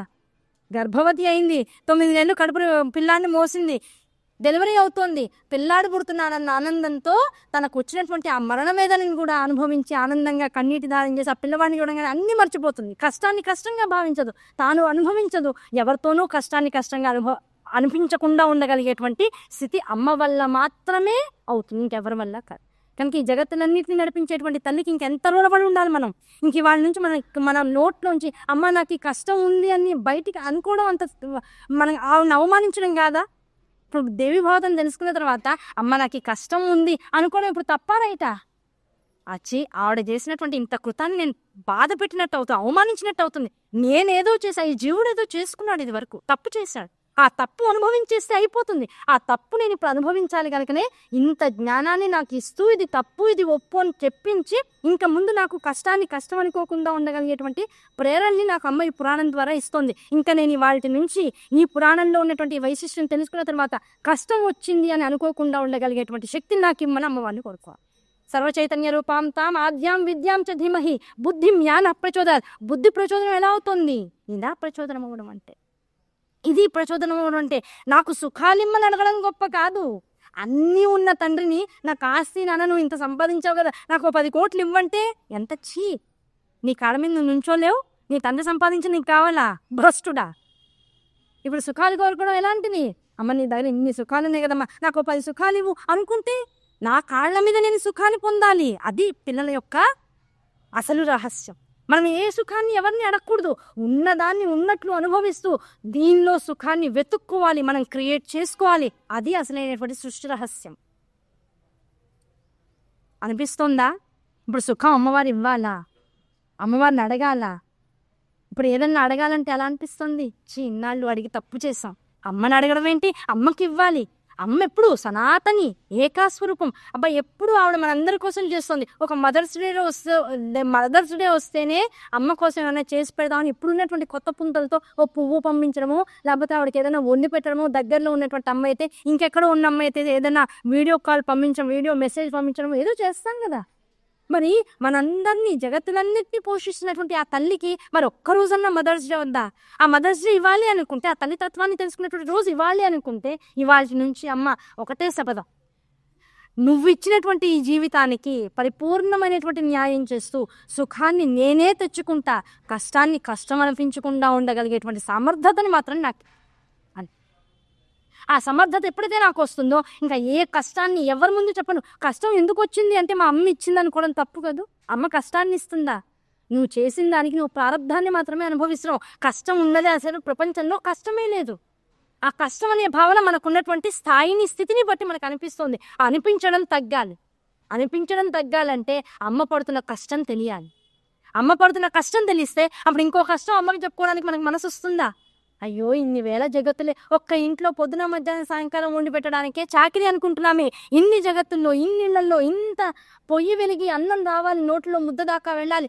పోనీ ముద్ద పెడితే పని అయిపోతుంది. మన ఇంట్లో అయితే ఆవిడ మన లోపలికి వెళ్ళాలి, అరిగించాలి, మళ్ళీ మలంగా మూత్రంగా అన్ని రకాల వ్యవస్థల్లోంచి మళ్ళీ ఆ మలాన్ని బయటికి తీసుకురావాలి. మళ్ళీ ఎప్పటికప్పుడు మనుషుల్ని ఫ్రీ చేస్తూ ఉండాలి. మళ్ళీ దానికోసం తినాలనేటువంటి ఆరాటం పెంచాలి. ఇవన్నీ లోపల వ్యవస్థ కూడా ఆవిడే చేయాలి. మన పిల్లల కోసం భర్త కోసం వండేస్తే అయిపోతుంది, నోట్లో పెట్టేస్తే అయిపోతుంది, వస్తువులు తోముకుంటే అవుతుంది. ఆవిడ ఎలా కాదు, మనం బయట వస్తువులు తోముతాం, ఆవిడ లోపలికి వెళ్ళి తోముతుంది, మొత్తం పరిశుభ్రం చేస్తూ ఉంటుంది ఎప్పటికప్పుడు. ఇంత పని ఆ తల్లికి ఒక్క నిమిషం కూడా ఖాళీ లేదు. మళ్ళీ ఆ మధ్యలో నేను వెళ్ళి అమ్మ నాకు ఈ కష్టం ఉంది అని ఎందుకు చెప్పడం మా అమ్మకి? ఈ భావన రాగలిగితే, ఇది నిజంగా ఎవరికి వాళ్ళు మనస్సుకి పెట్టుకోగలిగితే ఇది మార్పు, అమ్మ కోరుకునేటువంటి మార్పు.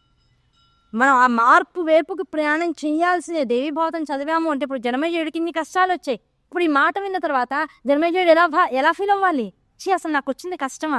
అసలు ఇది కష్టమే కాదు, ఆ తల్లి ఇన్ని రాసి జగత్తులోకి పంపించిందంటే ఇప్పుడు నాకు వచ్చినటువంటి ఈ విషయం ఏదైతే ఉందో, ఈ సందర్భం ఏదైతే ఉందో, ఈ సందర్భాన్ని కూడా తల్లి ముందే రాసేసింది ఇలా జరగాలని. దీనివల్ల కదా మహోత్కృష్టమైనటువంటి దేవీభావతాన్ని నేను వింటున్నాను. ఇది నాకు అనుగ్రహమే. ఇంతసేపు శాపం అనిపించింది. అదిలే నేను చేసిన తప్పు అని ఫస్ట్ సార్లు అనుకోకూడదు. ఆ తప్పులోంచి బయటికి రావాల్సినటువంటి ప్రాయశ్చిత్తం వైపుకి మనసు వెళ్ళాలి. ప్రాయశ్చిత్తంలోకి వెళ్ళి ఏ అమ్మ పాదాలు అయితే పట్టుకుంటావో ఆ తల్లి పాదాలు పట్టుకోగానే నీకు తప్పు కాదు, ఇది కృతము, అందులోంచి బయటికి రావాలంటే అమ్మ నామే శరణము అనేటువంటి విషయం అర్థమవుతుంది. దేన్ని స్మరిస్తావో అదే పునః ప్రతిష్ఠింపబడుతూ ఉంటుంది. కనుక స్మరణ నిరంతరము అమ్మనామం అవ్వాలి. స్మరణ నువ్వు చేసినటువంటి పాపాలు, జరిగినటువంటి కలి వినాశనాలు కాకూడదు. తప్పుల గురించి ఎప్పుడు కూడా ప్రస్తావించకండి. ఎవరి తప్పులతోనూ మనకు సంబంధం లేదు. ఎవరికి వాడే ఒక మహాస్వరూపం. ఆ మహాస్వరూపం అమ్మవారిని చేరాలి అంటే కావాల్సినటువంటి క్వాలిటీ చెక్ ఎవరికి వాళ్ళు ఇక్కడ చేసుకుంటూ పోవాలి. క్వాలిటీని పెంచుకునే ప్రయత్నం చేస్తూ పోవాలి. అమ్మ ఒక కూరగాయల సామాన్లలో ఒక 4 టమాటాలు ఏరుకుంది అంటే అవి ఎక్కడ డాగులేనివి, మచ్చలేనివి, చక్కగా నవనవలాడుతూ ఉన్నవే ఎంచుకుంటుంది ఒక ఇంట్లో ఉన్నటువంటి తల్లి. ఆ తల్లి ఎంచుకోవాలంటే ఆ డాగు లేకుండా, ఒక తప్పు లేకుండా, ఒక మాలిన్యం లేకుండా, మెత్తపడకుండా ఎప్పుడు అమ్మ నాకుందనేటువంటి ధైర్యంతోనూ స్థైర్యంతోనూ ప్రతి జీవుడు ఉంటే నవనవలాడుతూ ఆ నవనవలాడుతున్నటువంటి దాన్ని ఆవిడ లాక్కుంటుంది, తీసుకుంటుంది, తన దగ్గర పెట్టుకుంటుంది. అలాంటి భావన రాగలిగితే ఇప్పుడు అన్ని విషయాలు ఇప్పుడు మన జీవితాల్లో జరుగుతున్నవన్నీ కూడా అమ్మ కృపయే. ఆ కృప ఉంది కనుకనే ఇన్ని జరుగుతున్నా వచ్చి దేవీభావతం వినగలిగేటువంటి అదృష్టం నాకు కలుగుతుందని ప్రతి వాళ్ళు భావించారు. ఇవాళ ఇక్కడ ఉన్నాము అంటే అమ్మ కృపే, ఇది వింటున్నామంటే అమ్మ కృపే. ఆ కృప సవ్యంగా ఉంది కనుకనే ఈ కష్టం నాకు ఇవ్వబడింది. ఆ కష్టం లేకపోతే నేను వాడు వచ్చి ఇక్కడ కూర్చోను. ఏ కష్టము లేని వాడు వచ్చి వింటున్నాడు అంటే వాడికి వినాల్సిన అవసరం ఏముంది? జ్ఞానికి ఏది సముపార్జించాల్సిన అవసరం లేదు. ఎందుకంటే వాడు ఉండడమే వాడికి తెలుసు, నేను ఇది కరెక్ట్గా ఉన్నాను అని. నేను ఉండడమే అసలైనటువంటి స్థితి. నేను ఎలా ఉన్నా ఆ స్థితిలో నేను బాగుండాలి అంటే అదే జ్ఞాని యొక్క లక్షణం. నేను బాగాలేననుకున్న వాడే బాగుపడడానికి కావాల్సినటువంటి విధానాన్ని చూసుకుంటాడు. బాగుపడదామని వాడైతే భాగవతాన్ని వింటాడో వాడు బాగుపడిపోతాడు. వినే లోపల అయిపోతుంది వాడికి బాగుపడతాం, ప్రక్షాళన అయిపోతుంది వాడు. కనుక దేవీభావతం ఇప్పుడు ఎందుకు చదువుతున్నాం? అమ్మ ఎలా ఉంటుంది, అమ్మ రూపం ఎలా ఉంటుంది, అమ్మ పూజ ఎలా చేయాలి ఇప్పుడు ఎవరు చెప్పక్కల్లా. మనసుతో అమ్మ నామాన్ని పట్టుకుంటే చాలయ్యా. అమ్మ రూపం ఎలా ఉంటుందని నేను ఎందుకు దానికోసం నువ్వు వెంపర్లాడడం? ప్రపంచం ఎలా ఉందో నీ ఎదురుకుండా ఎంతమంది మనుషులు నిమిషానికి వచ్చి వెళ్తున్నారో వాళ్ళందరూ అమ్మ రూపాలే. ఆ అమ్మ రూపాన్ని చూస్తూ పో. నీ మనస్సు ఎలా ఉందో అవతల వాడు అలా కనపడుతూ పోతున్నాడు. నీ మనస్సు చక్కగా ఉంటే, సాత్వికంగా ఉంటే, దానిలో ఎలాంటి మాలిన్యాలు లేకపోతే, మనసు ఎప్పుడు స్థిరంగా ఉంటే, అమ్మ పాదాలను నిరంతరము పట్టుకుని ఉంటే, ఆ పాదాలని విస్మరించకుండా ఉంటే, నువ్వు చేసే ప్రతి కర్మ యందు కూడా ధర్మాన్ని కనుక నువ్వు అంటిసా పెట్టుకుని ఉంటే, నువ్వెప్పుడు కూడా చూసేటువంటి ప్రపంచం, నువ్వెప్పుడు కూడా సాత్వికంగా ఉంటావు. నీ కనబడే ప్రపంచం కూడా సాత్వికంగానే ఉంటుంది. సాత్వికమైనటువంటి ప్రపంచంలో అనునిత్యం నువ్వు చేసుకోదగిలింది నిరంతర సాధన మాత్రమే. అటువంటి సాధన చేసుకునే ప్రయత్నం చేయి. అది దేవీభావతం చెప్తాం. లేచాడు. విష్ణుమూర్తి లేచాడు. మహాలక్ష్మి స్వరూపాన్ని తన శరీరంలోంచి ఒక కాంతి కిరణంగా ఆయన పక్కన నుంచోబెట్టింది. నాయన ఇవాళ నుంచి జాగ్రత్తగా నీ లోకానికి శ్వేతవరాహ కల్పం 28వ శ్వేతవరాహ కల్పానికి వెళ్ళు ప్రయాణంగా. ఈ శక్తి వలన నీ లక్ష్యం నిర్దేశింపబడుతుంది. అందుకనే ఆవిడ లక్ష్మి అయింది. లక్ష్మి అంటే అర్థం ఏమిటి? లక్ష్యాన్ని ఇవ్వగలిగినది, తాను లక్ష్యమై పొందదగినది, అది లక్ష్మి. లక్ష్మి అంటే ఈ 2 రకాల అర్థాలు. లక్ష్మి అంటే డబ్బు కాదు, ఐశ్వర్యం కాదు, లక్ష్యాన్ని ఛేదించడమే, లక్ష్యాన్ని తెలుసుకుని గమ్యాన్ని చేరడం ఏదైతే ఉంటుందో అదే లక్ష్యం. ఆ లక్ష్యాన్ని ఇచ్చేది కనుక లక్ష్మి. అటువంటి లక్ష్మీ స్వరూపాన్ని నీ పక్కన పెడుతున్నాను. ఆ లక్ష్మీ స్వరూపంతో జాగ్రత్తగా నీ లోకానికి వెళ్ళు. ఎటువంటి సృష్టి జరిగిందో దానికి ఎవరి ప్రాప్తానుసారం వాళ్ళకి స్థితి కారణంగా వాళ్ళకి ఎటువంటి దైనందిక జీవితం ఉంటే ప్రతిదీ ఎలా కనపడుతూ ఉంటుందో, ఎలా కనపడితే వాడు దానికి తగినట్లుగా ప్రవర్తిస్తూ ఉంటాడో, దానివల్ల వాడి భవిష్యత్తు నిర్దేశింపబడుతుందో, వాడి ప్రారంభ ఆగామి సంచిత కర్మలన్నీ కూడా దాన్ని బట్టి నిర్దేశింపబడతాయో అటువంటి సృష్టిని స్థితి కారణంగా నడిపిస్తూ ఉండేటువంటి కెపాసిటీని ఒప్పించుకో. వెళ్ళు, నిరంతరము నా ధ్యాసలో ఉండు. అమ్మవారు చెప్పింది, బ్రహ్మకి చెప్పలా. నువ్వు మహాసరస్వతి ధ్యాసలో ఉండమని చెప్తుంది. ఈయనకేం చెప్పింది? నిరంతరం నువ్వు నన్ను ధ్యానం చేయి. స్థితి కారణం చేయడం అంత తేలికైన విషయం కాదు. నీకు ఎప్పుడు కావాలన్నా నేను నీ ధ్యానం చేస్తుంటాను. నువ్వు నన్ను తలుచుకోగానే నేను నిన్ను తలుచుకుంటూ ఉంటా. మన ఇద్దరం పరస్పరం ఏం చేయాలి? సృష్టి యొక్క స్థితి రచనని జాగ్రత్తగా క్వాలిటీ పరంగా చేస్తూ పోవాలి. ఎక్కడ తప్పు చేయడానికి అవకాశం లేకుండా ఉండాలి. ఇది మనసులో పెట్టుకో అని చెప్పేసి పంపించింది. కనుక నిరంతరం విష్ణువు ఎవరిని స్మరిస్తూ ఉంటాడు? మొట్టమొదటి ఉపోద్ఘాతంలో నారదుల వారికి బ్రహ్మకి విష్ణువు చెప్పినటువంటి విషయం ఏంటి? నేను నిరంతరం ఆ సర్వచైతన్య స్వరూపాన్ని పట్టుకుంటానయ్యా, దాన్నే స్మరిస్తూ ఉంటా, ధ్యానిస్తూ ఉంటా, తప్పిస్తూ ఉంటా, అది నా కోసం తప్పిస్తూ ఉంటుంది. ఈ 2 శక్తి స్థితి 2 కలిసినప్పటికల్లా ప్రపంచం ఇంత అద్భుతమైనటువంటి స్థితిలో అనుభవాన్ని పొందుతూ ఉన్నది అనునిత్యము. ఈ రెండింటి యొక్క సమాగమం లేకపోతే సృష్టి ఇంత జాగ్రత్తగా నడవడానికి అవకాశం కుదరదు. కనుక విష్ణుమూర్తి శక్తి స్వరూపాన్ని నిరంతరము ధ్యానిస్తూ ఉంటాడు. అటువంటి విష్ణుమూర్తి మళ్ళీ తన భార్య శక్తి చైతన్యాన్ని పట్టుకుని కిందకి వెళ్తూ ఉన్నాడు అంతే. ఇంకా వెళ్ళలా. ఇంకా బ్రహ్మగారు కూడా వెళ్ళాలి ఆ డెస్టినేషన్కి. వెళ్లకుండా ఈ లోపల ఇంకొక 15 కల్పాలు 20 కల్పాలు వెళ్ళిపోయి వీళ్ళిద్దరికి 10 కల్పాలు వెళ్ళాయి. శివుడు ఇంకా కన్ను తెరవల, ఆయన ఇంకో 20 కల్పాలు అంటే వీళ్ళిద్దరికన్నా అతిరిక్తంగా ఇంకో 40 కల్పాలు ఎక్కువ చేయించింది ఆయనతో. చేయించి చివరికి ఆయన ఏమయ్యాడు? ఈవిడ ఆయన సమయం వచ్చిన ప్రకారం కళ్ళు తెరవమంది, సంకేతాన్ని ఇచ్చింది. ఈయనేం చేశాడు? సంకేతాన్ని తీసుకోలా, ఇంకో 10 కల్పాలు కూర్చున్నాడు. అంటే వాళ్ళకన్నా 5 వంతుల తపస్సును అధికంగా చేశారు. చేసి ఎంత దాకా చేశాడు? ఆవిడే మధ్య మధ్యలో ఇంత మణిద్వీపంలో ఇంతమందిని చూస్తూ కూడా మధ్య మధ్యలో ఆయన వైపు చూస్తుంటే ఏమిటి ఈయన ఇంకా లేవట్లేదు, నేను ఎప్పుడో చెప్పాను కదా లేవమ్మని, ఇంకా లేవట్లేదు ఏమిటి ఈవిడ వైపు చూస్తాం. మళ్ళీ మణి పళ్ళు పడు రోజుకో 4 సార్లు అలవాటైంది. అయ్యో ఇంకా లేవలేదు అనుకుంటూ చూసుకుంటుంది. మళ్ళీ తన పని తను చేసుకుంటాడు. ఆ 4 సార్లు చూడడం 40 సార్లు అయింది, 40 సార్లు 50 సార్లు అయింది. మొత్తం రోజంతా ఇలా చూస్తూ కూర్చుంటా. అమ్మవారు దేన్ని చూస్తుందో దానిగా మారుతుంది. ఈవిడ మహాకామేశ్వరిగా ఉంది, ఆయన మహాకామేశ్వరుడుగా మారి లేచాట. అమ్మవారిని వీళ్ళిద్దరూ కేవలం సంకేతాలు తీసుకుని సృష్టి స్థితి చేయడం కోసం శక్తిని పొందేసి వెళ్ళిపోయారు. ఈయన అంతలో తృప్తి పడలా, ఆవిడగా మారి ఆవిడ పక్కన కూర్చోడానికి ఇష్టపడ్డాడు. దాంతో ఎంత తపస్సు చేశాడు? మహాకామేశ్వరి పక్కన మహాకామేశ్వరుడుగా కూర్చోడానికి కావాల్సినటువంటి శక్తిని పొందడం కోసం అన్నాళ్ల పాటు కూర్చునే చోటు నుంచి లేవకుండా చివరికి అమ్మవారి దృష్టి కూడా ఆయన మీద ఉండేటట్టుగా తెచ్చుకుని ఆవిడ చూస్తుండగా ఆయన కళ్ళు తెరిచి ఇద్దరుగా మారిపోయి వచ్చి కామేశ్వరులుగా ఆ మణిద్వీపంలో ఆ ఉన్నతమైనటువంటి సింహాసనంలో ఆనందాన్ని పొందుతూ మొత్తం సర్వులకు దర్శనం ఇచ్చారట. ఎలా ఇచ్చారు? మరి మణిద్వీపంలో మరి ఈయన కూడా స్త్రీ స్వరూపంలోనే ఉండాలి కదా. కనుక మహాకామేశ్వరుడు కూడా స్త్రీ స్వరూపంలోనే ఉన్నారంటే కాదు. ఈ మహాకామేశ్వరి పక్కన ఉన్నటువంటి మహాకామేశ్వరుడు తన సహజ స్వరూపాన్ని అమ్మవారి పక్కన పురుషుడుగానే ఉంచుకుని మణిద్వీపంలో ఇంతమంది పక్కన కూడా తన అహంకార స్వరూపంతో కూర్చున్నట్ట. ఆయన అలా కూర్చున్నాడు అంటే కూర్చోపెట్టింది ఎవరు? ఆవిడ అహంకార స్వరూపుని ఆహో పురుషికా స్వరూపం అన్నారు శంకరాచార్య వారు. శంకరాచార్య సౌందర్య ఆహో పురుషికా రూపమమ్మ నువ్వు ఆయనకి అన్నారు. నువ్వు చేసే ప్రతి పని కూడా ఆయనకి ఇష్టమై చేస్తావు. ఏ పని చేయాలని ఆయన అడగవు, ఆయనకి ఇష్టమైందే చేస్తావు. ఆయన వద్దనే దాన్ని అసలు పక్కకి తీసుకురావు. అందుకనే ఆయన ఎంతకాలం కూర్చుని తపస్సు చేస్తానో తపస్సు దగ్గర ఆయన వరించేసిందిట. అందుకనే అంతకాలం కూర్చుదా సరే వదిలేసిందిట. కూర్చున్న తర్వాత పాపం మనిషి ఏం అడగట్లేదు, ఏం తినట్లేదు, ఆకలి ఏదనుకో, దప్పికేదనుకో, కనీసం ఏదైనా ఇబ్బందో పోనీ లేస్తానో ఏదో మాట్లాడాలి కదా. నిరంతరం ఆయన ధ్యాస ఏంట. ఈవిడికి ఎవరి మీద ధ్యాస అవుతుందో ఆయన ఈవిడిని వరిస్తాట. అది బ్రహ్మలిఖితం. ఆ బ్రహ్మలిఖితమైన దాన్ని నిరంతరం చూస్తూ ఉండేటప్పటికీ ఆవిడ చూపు తన మీద పడింది అనబడేటువంటి ఆలోచన ఆయన కలగగానే, స్మృతి ఆయన కలగగానే వెంటనే ఆయన కామేశ్వర ముఖాలోక కల్పిత శ్రీ గణేశ్వర తర్వాత కామేశ్వర ముఖాలకు ఒక్కొక్కళ్ళు కామేశ్వరి యొక్క మనస్సు ఆయన దృష్టి ఆయన మీదకి వెళ్ళింది. ఆయన కళ్ళు తెరిచి ఆవిడ వైపు చూశారు. ఇద్దరు అయిపోయారు, మహాకామేశ్వరి కామేశ్వరులు అయిపోయారు. మొట్టమొదటి సూత్రం అది. వచ్చి ఇద్దరు సింహాసనం మీద కూర్చున్నారు. ఆ మహాకామేశ్వరి కామేశ్వర స్వరూపం ఆ మణిద్వీపంలో, ఆ చింతామణి గృహంలో, ఆ శివాకారం అనబడేటువంటి అత్యుత్తమమైనటువంటి మంచం మీద, శేషపాన్పం మీద వాళ్ళిద్దరూ ఎవరి మీద కూర్చున్నారట? సదాశివుడి మీద కూర్చున్నారు. ఆయన అక్కడే ఉన్నాడు. ఆ రూపం ఆ రూపమే, ఈ రూపం ఈ రూపమే. అన్ని ఎందులోంచి వచ్చాయి? ఆవిళ్ళలోంచే వచ్చాయి. కనుకనే మొత్తం సృష్టికంతటికి ఆహో పురుషికా స్వరూపమమ్మా, నువ్వు నీ యొక్క అహంకార స్వరూపమే జగత్తుగా మాకు దర్శనమిస్తోంది అని చెప్తారు శంకరాచార్యులు. అటువంటి స్వరూపాన్ని పక్కన కూర్చోబెట్టుకుని ఆనందకేణితో చిరునవ్వులు ఒలుకుతూ మొత్తం జగత్తునంతా ఆనంద స్వరూపంగా చూస్తున్నారట. అటువంటి ఆనందాన్ని పొందడం కోసం ఎవరో చెప్పారు, అరిచారట. అమ్మవారు అయ్యవారు వచ్చేసారు. మొత్తం సృష్టి యొక్క రచన అంతా మారిపోయింది శ్వేతవరాహ కల్పం వాళ్ళు వచ్చేటప్పటికల్లా అన్న. శ్వేతవరాహ కల్పం వాళ్ళు వచ్చారటండి. వాళ్ళు వచ్చేటప్పటికి అమ్మ రూపమే మారిపోయింది అన్నారు. మొత్తం ఆ మెట్లు ఒక్కొక్కళ్ళు దిగి ఇంకా కిందకి వెళ్తున్నారు. ఈ బ్రహ్మతో సహా, విష్ణువుతో సహా, అమ్మవారు ప్రసాదించినటువంటి మహాసరస్వతి మహాలక్ష్మితో సహా అందరూ వెనకాల దిగారు ఒక్కసారిగా.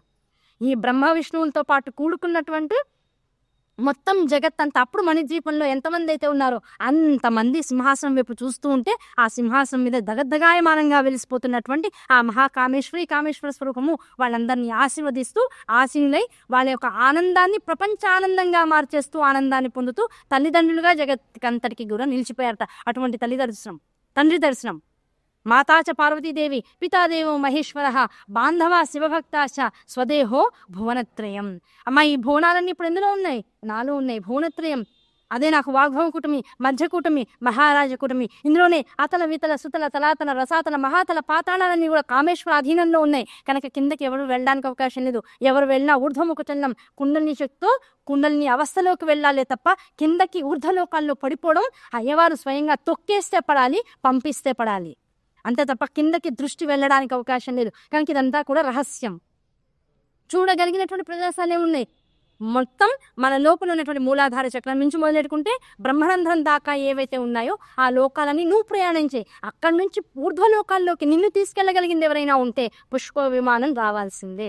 ఆ పుష్ప విమానం వచ్చిన తర్వాత నువ్వు కూర్చున్న తర్వాత తనంతట తానుగా తల్లి తన దర్శనం చేయించాల్సిందే. అయితే మనిషి యొక్క ప్రయాణం ఎంతవరకు? ఇది బ్రహ్మరంధ్రం వరకు. ఈ బ్రహ్మరంధ్రం వరకు ఉన్నటువంటి స్థానం ఏదైతే ఉందో అది బ్రహ్మరంధ్ర స్థానం మాత్రమే. సహస్రారం దాకా వెళ్ళేటువంటి అనుమతి జీవుడికి, భౌతికమైనటువంటి పరిమితులతో ఉన్నటువంటి జీవుడికి లేదు. అయితే మనం సహస్రారం అంటే బ్రహ్మరంధ్రం దాకా వెళ్ళగలమా అంటే వెళ్ళేటందుకు అంత తేలికైనటువంటి యోగా పద్ధతులు ఇప్పుడు లేవు. యోగ శాసనాలు చాలా మార్మికంగా రహస్యంగా ఉండిపోయినాయి. ఎక్కడి దాకా స్వేచ్ఛగా వెళ్ళగలడు ఒక గురువు అనుగ్రహంతో అంటే అనాహత చక్రం నుంచి విశుద్ధి దాకా కష్టతరంగా వెళ్ళగలడు. విశుద్ధి తర్వాత ఆజ్ఞాచక్రం దాకా వచ్చేటువంటి ప్రయాణం మామూలు ప్రయాణం కాదు, చాలా క్లిష్టమైనటువంటి ప్రయాణం. జన్మ జన్మ పరంపరానుగతంగా వస్తే తప్ప ఆ స్థాయి ఎవరికి రావడానికి వీలేదు. అలాంటి వాళ్ళు ఆజ్ఞాచక్రం దాకా కూడా ప్రయాణించి అక్కడ ఉన్నటువంటి కేంద్ర స్థానంలో కూర్చుని అక్కడ ఉన్నటువంటి సర్వాధిపతి అయినటువంటి ఆ సదాశివ సాంబమూర్తిని దర్శించుకోగలిగేటువంటి వాళ్ళు ఇప్పుడున్నటువంటి ప్రపంచంలో సరిగ్గా 8 మంది ఉన్నారు. వాళ్ళే జగద్గురువులు. పేర్లు చెప్పడం తేలికైన విషయం కాదు, రహస్యం. 8 మంది ఉన్నారు ఆజ్ఞాచక్రం దాకా ప్రయాణించిన వాళ్ళు సహస్రారం దాకా వెళ్ళాలి అంటే ఈ శరీర పరిమితులను దాటి ప్రయాణించాలి అంటే శరీరం పడిపోతే తప్ప సహస్రారం వైపుకు ప్రయాణం లేదు. సహస్రారం ఎక్కడి నుంచి మొదలవుతుంది? అయితే మనం కూడా పుష్పక విమానంతో మొత్తం అన్ని పరిమితులు దాటి వెళ్ళిపోవాలా అంటే దాటి వెళ్ళిపోవాలా. సహస్రార ప్రారంభ స్థానం మాత్రం నీ దగ్గరే ఉంది. దాన్ని ఇప్పుడు ఇంగ్లీష్లో ఏమంటున్నారో తెలుసా? కొత్త మాట, ఆరా. మన సరిగా బ్రహ్మరంధ్రం మీద కనుక బొట్టన వేలు అగ్నిస్థానాన్ని కనుక పెడితే ఈ అగ్నిస్థానం నుంచి మొత్తం వేలుని ఇట్లా వ్యాపకం చేస్తే ఈ చిటికల వేలు మొదటి స్థానం ఎక్కడైతే మొదలవుతుందో అక్కడి నుంచి సహస్రార ప్రాంతం స్టార్ట్ అవుతుంది. అది కేవలం మొదలు మాత్రమే. ఆ మొదలు నుంచి బైందవ స్థానం దాకా నువ్వు ప్రయాణించాలంటే అది మార్మికమైనటువంటి ప్రాంతం. ఆ ప్రయాణం తల్లి పుష్ప విమానం పంపించకపోతే అవ్వదు. ఆ పుష్ప విమానం పంపిస్తే తప్ప అవ్వనటువంటి జర్నీని మనం మనస్సుతో ఇప్పుడు చేసామా లేదా? అయిపోయిందా లేదా?